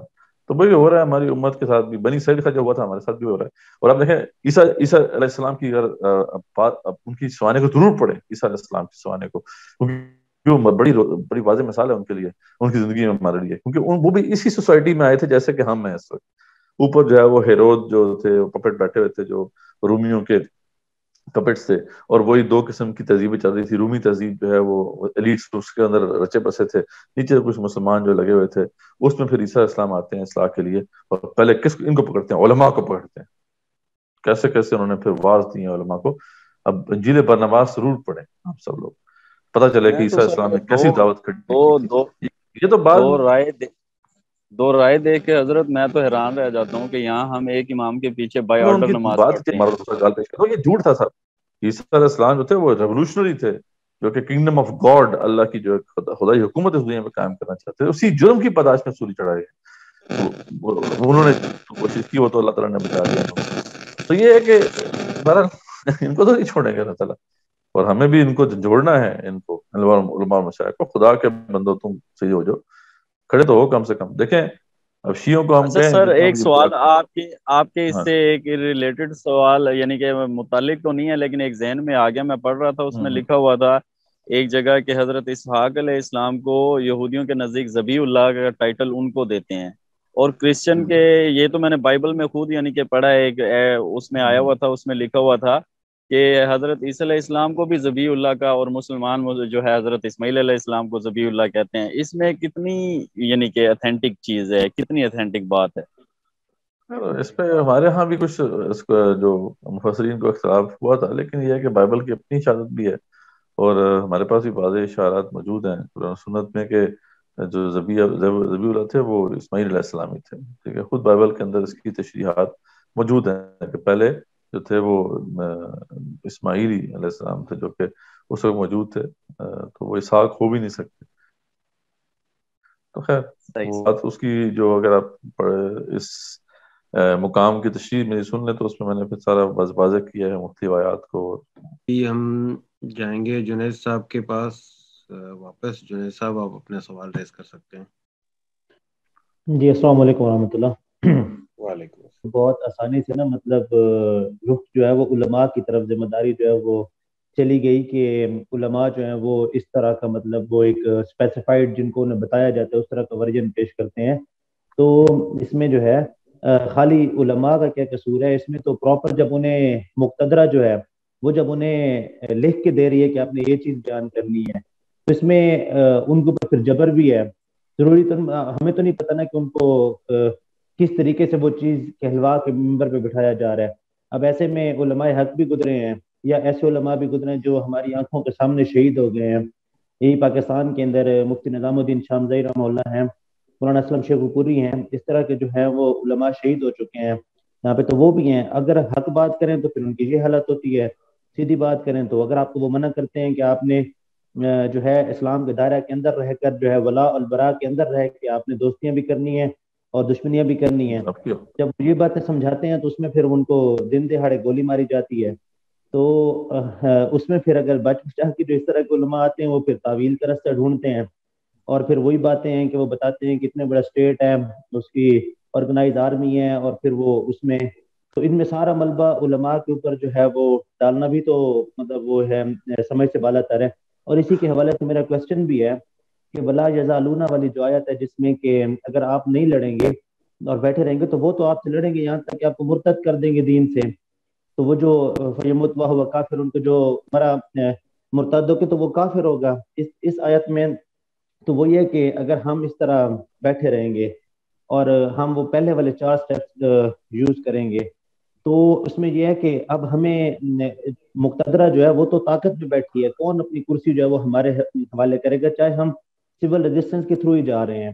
جب انہیں پتہ چلے گا کہ انہوں نے کل ان کا گول جو ہے ان کا یہ ہے کہ انہوں نے اقتدار پہ قبضہ کرنا ہے اور ہمارے سوئس بینک سے جو ہے وہ جو پیسے ہیں وہ واپس لے کے آئیں گے اور ہمیں بھی باہر سے لے کے پاکستان آ کے جو ہے وہ ہمیں سزا دے دیں گے, تو وہ کیوں کر ہمیں جو ہے آج کھل کر ہمیں کام کرنے دیں گے.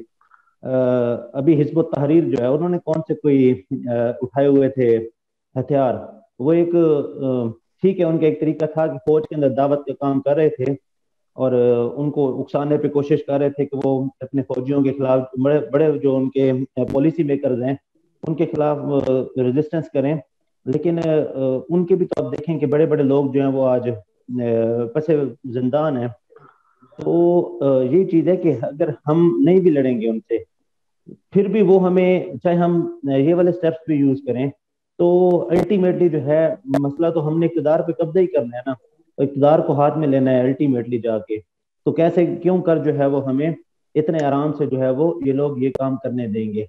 اور پھر اس کے بعد آخری میری بات ہے کہ آپ ایران کے انقلاب اور سول ریزسٹنس کے حوالے سے بات کرتے ہیں تو نو ڈاؤٹ سول ریزسٹنس بہت سے کنٹریز کے اندر کامیاب ہوئی ہوگی, لیکن باقی فیکٹرز بھی تو دیکھنے ہیں نا کہ وہاں کا لٹریسی ریٹ کیا تھا, وہاں کے لوگ جو ہیں کس نظریہ کے حامل تھے, اور پھر 5th جنریشن وار چل رہی تھی وہاں پہ کہ نہیں, اور کتنے باہر سے جو ہے وہ ملک جو ہیں وہ سول ریزسٹنس کو سپورٹ کر رہے تھے, یا کتنے باہر کے لوگ جو ہیں وہ چاہتے تھے کہ وہاں کی رجیم جو ہے وہ چینج ہو جائیں. اور پھر ایران کا انقلاب آیا تو اس میں کون سا ہمیں اسلام مل گیا, ایران میں کون سا اسلام ہے, وہاں پہ اسلام تو نہیں ہے ایران کے اندر بھی. تو کس طرح مطلب جو ہے وہ انقلاب اس طرح ہم برپا کر سکیں گے جب یہ حالات ہیں ہمارے سامنے؟ تو علماء والی بات سب سے پہلے جو دیکھیں ہم یہ کہتے ہیں ہمارا ان سے کیا اختلاف ہے, یا تو ممبر رسول چھوڑ دیں, آپ پھر ان کی جواب نہ لیں, ٹھیک ہے, آپ کچھ اور کام کر لیں, کاروبار کر لیں, اور بڑے کام ہیں. ممبر رسول کا ایک تقدس ہے, آپ کھڑے ہیں تو دیکھیں ہمارے جو علماء ہیں نا ان کا مقام جو ہے بنی اسرائیل کے انبیاء والا ہے. مقام اس سے مراد یہ نہیں کہہ رہا کہ ان کا کوئی اسٹیٹس عزت اس جگہ بڑھ گئی, لیکن ان کو جو سیٹ ملی ہوئی ہے وہ علی جو انبیاء علیہ السلام کے پاس ہی پہلے.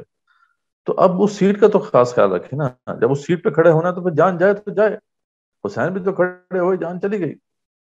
ٹھیک ہے. اقبال نے جو پھر کہا ہے کہ نقش الا اللہ برے صحرا نوشت، ٹھیک ہے، اور سطرت عنوان نجات ماں نوشت، کہ الا اللہ کا جو وہ ہے نا نقش، وہ صحرا کے سینے پر اپنے خون سے بٹھا کر چلے گئے، اور امت کی نجات کا طریقہ جو میتھڈولوجی ہے وہ اپنے خون سے لکھ کر چلے گئے. تو خون سے لکھیں پھر وہ راستے دھرتی کے کونے قدروں میں، پھر اپنے لہو کی کھال بھرو بھرو.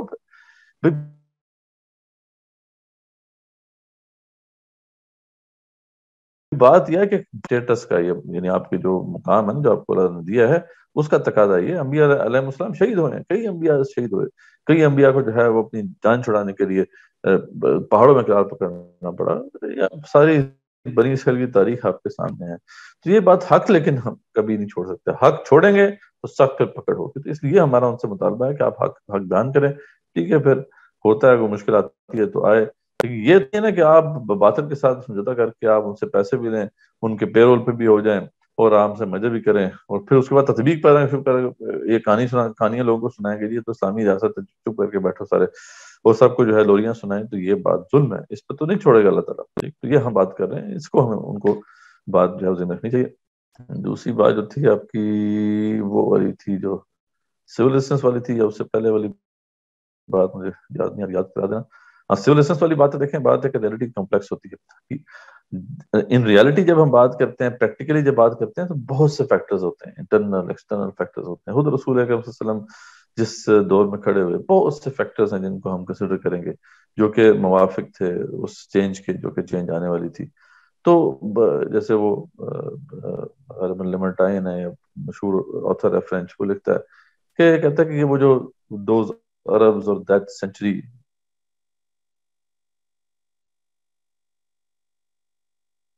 جب یہ ہوا ہے سارا، flame has fallen from heavens and the rest of the world was waiting for that flame، کہ وہ آئے گا، اترے گا اور ان کو اس کو جلا دے گا پکڑ کے. تو اب ہم دیکھتے ہیں کہ یکا جو آگ لگ گئی دہلی سے لے کے گرنادا تک، جو ہے ایک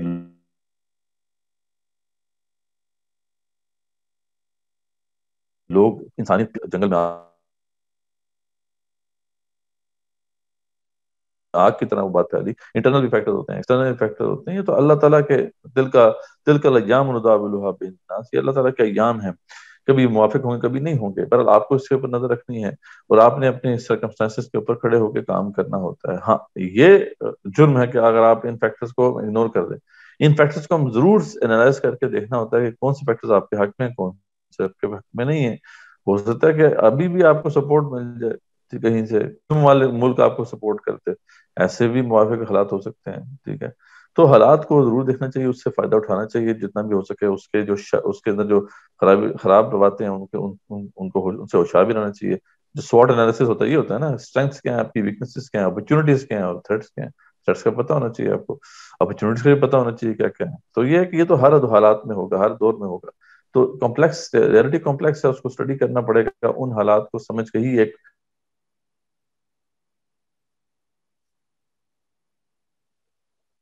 انٹرلیکیٹڈ عمل ہے. اس میں بہت سے فیکٹرز ہیں جو آپ کو مدد رکھنے ہیں، اور بڑا آپ کے غلطی کی گنجائش نہیں ہے. اب ہلکی سی بھی آگے پیچھے نہیں ہو سکتے. ایک بات ہلکی سی سے ادھر ہوگی، آپ کی اسٹرگل ضائع ہو جائے گی. ڈیل یہی تو آپ کو بہرحال کرنا ہے.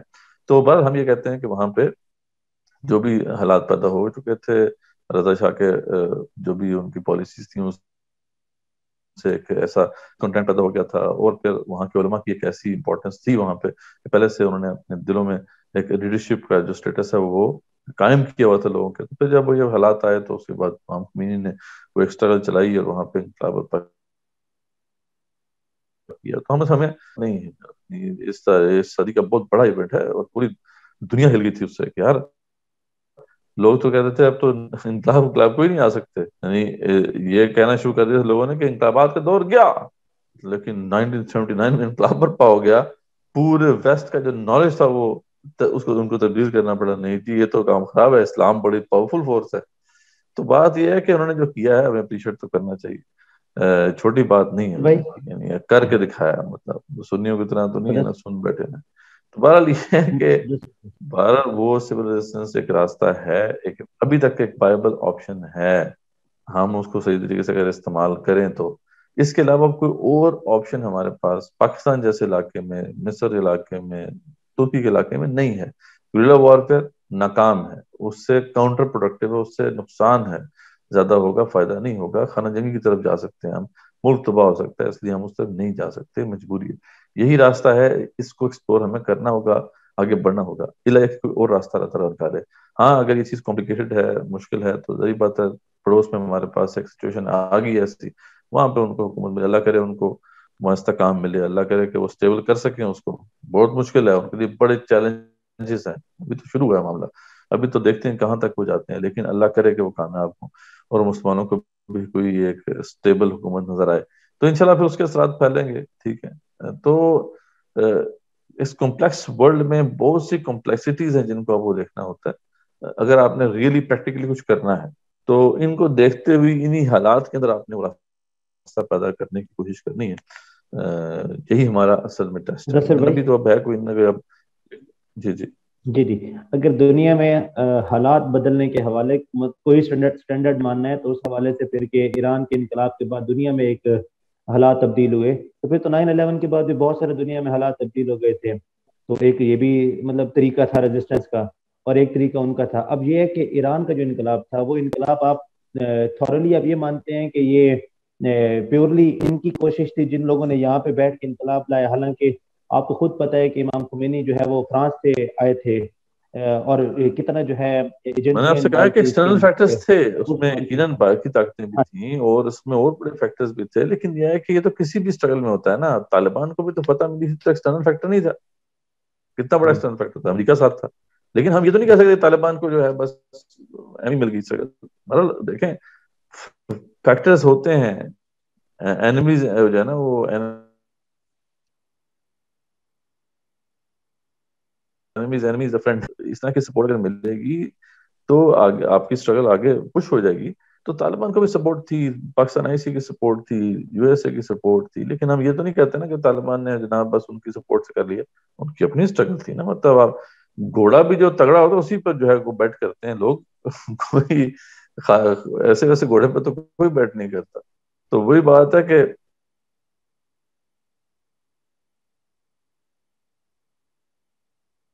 بہرحال فیکٹرز بھی جب کھڑے ہوں گے تو ہو سکتا ہے آپ کو بھی کہیں سے کوئی سپورٹ ملے، اور آپ نے دیکھنا ہوگا اس حالات میں کہ کیسے جو ہے اس سپورٹ سے فائدہ اٹھانا ہے. تو لیکن یہ ہے کہ بہرحال برپا کرنا یہ بڑا مشکل کام ہے. کر کے دکھایا انہوں نے، تو اسی کے طالبان نے بھی کر کے دکھایا. اس وقت ایک سپر پاور کو 2 دفعہ مجبور کیا کہ 2 سپر پاور کو مجبور کیا کہ وہاں سے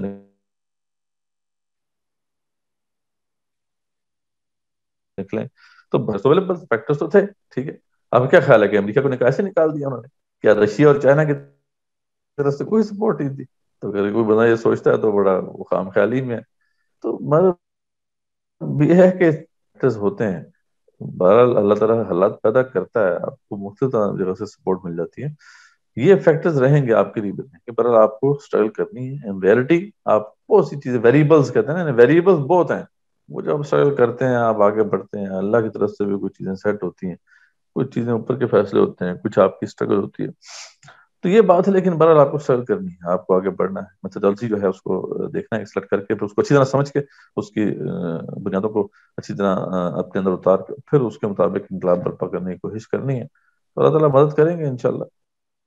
مظفر بھائی، آخری بات، مفتی نظام الدین شامزئی رحمہ اللہ اور مولانا شمشید پوری وغیرہ، ان کی فکر سے آپ واقف ہیں کہ نہیں؟ بلکہ کائنڈلی، اور ان کی کیا غلطی تھی جس کی وجہ سے جو ہے انہیں جو اسٹیٹ نے جو ہے وہ اس نہج تک پہنچایا؟ اور باقی دائین غلطی کے کیا تھی؟ وہ لیے تو ہم جیسے دیکھیں کوئی بھی اس کام دائین کے جو لیے ہے. کھڑا ہوگا اس کو یہ بات سمجھ لینی چاہیے کہ یہ تو راستہ ہے ہی، یہ تو ایک آگ کا دریا اور ڈوب کے جانا ہے. مشکلات ہوں گی. ہاں یہ ہے کہ اپنی طرف سے آپ ایسی بات نہ کریں کہ جو آپ کو پھر مشکل میں ڈال دے. یہ لوگ تھے خیر، یہ تو کیونکہ اخوان جہاد کے سپورٹرز تھے اور ان کا بڑا انفلوئنس تھا. تو جب ہمارے ہاں یہاں ٹرانزیشن واقع ہوئی، امریکہ کا پریشر آیا، تو یہاں سے بڑے ایسے اسکالر ہیں، علماء ہیں، جن کو پھر سائڈ لائن کیا گیا ہے. وہ جذبے والے تھے، انہوں نے اپنا کام کیا. پاکستان کے آرمی میں ایسے بہت سے لوگ تھے کہ جو طالبان کے حامی تھے، ان کو کس طرح سائڈ لائن کیا گیا. تو یہ تو ایک ہے معاملہ، یہ سوچ تو خطرناک ہے. تو اللہ تعالیٰ عافیت رکھے، یہ اللہ تعالیٰ بچا کے رکھے. تو ہاں یہ معاملہ ہے. ورنہ اس سے بڑھ کر کیا ہے فکر و عمل کا انقلاب. بادشاہوں کی نہیں اللہ کی ہے یہ زمین. یہ کیا چھوٹی بات آپ کرنے چلے ہیں؟ آپ کہتے ہیں بادشاہوں کو تھوڑی زمین نہیں, یہ تو اللہ کی زمین ہے. تو یہ تو پھر آپ ٹکر لینے والی بات کر رہے ہیں, جھگڑے والی بات کر رہے ہیں. تو خیر اللہ بچا کے رکھے تو بچا کے رکھے. ٹھیک ہے, مولانا مودودی رحمۃ اللہ بھی آخر کار ان کی پھانسی کا فیصلہ تو ہو ہی گیا تھا, اللہ نے بچا لیا.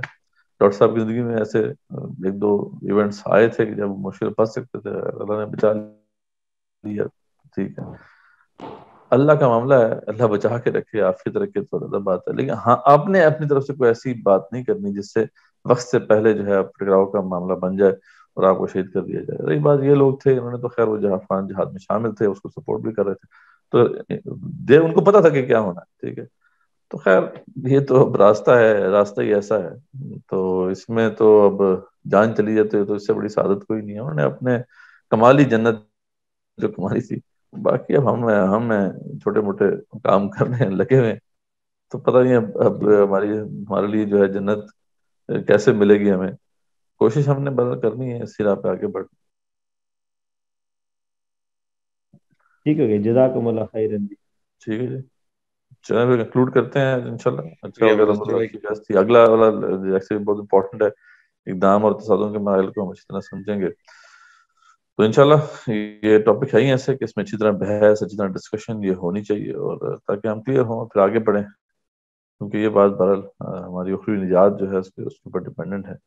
تو اسی پہ ختم کرتے ہیں اس دعا کے ساتھ کہ اللہ تعالیٰ ہمیں اپنے عافیت میں رکھے. یہ دعا ہمیں کرتے رہنا چاہیے کہ اللہ من یسألک العفو والعافیۃ فی الدنیا والآخرہ. ہاں باقی جو اللہ تعالیٰ نے جو بھی صلاحیتیں دی ہیں کھپائیں اس کام میں, انشاءاللہ اللہ تعالیٰ راستے نکالے گا. مایوس نہیں ہونا, پر یہ بات ہم یاد رکھنی چاہیے کہ آخر کار ہونا تو ہے, یہ غالب ہو کے رہے گا. ٹھیک ہے انشاءاللہ. باقی ہم اس کے اندر کیا کتنا کنٹریبیوٹ کر سکتے ہیں وہ ہمیں چیز دیکھنی ہے. تو اسی پہ ختم کرتے ہیں. وآخر دعوانا الحمدللہ رب العالمین والصلاة والسلام علی رسولہ وعلی آلہ وصحبہ اجمعین برحمتک یا ارحم الراحمین.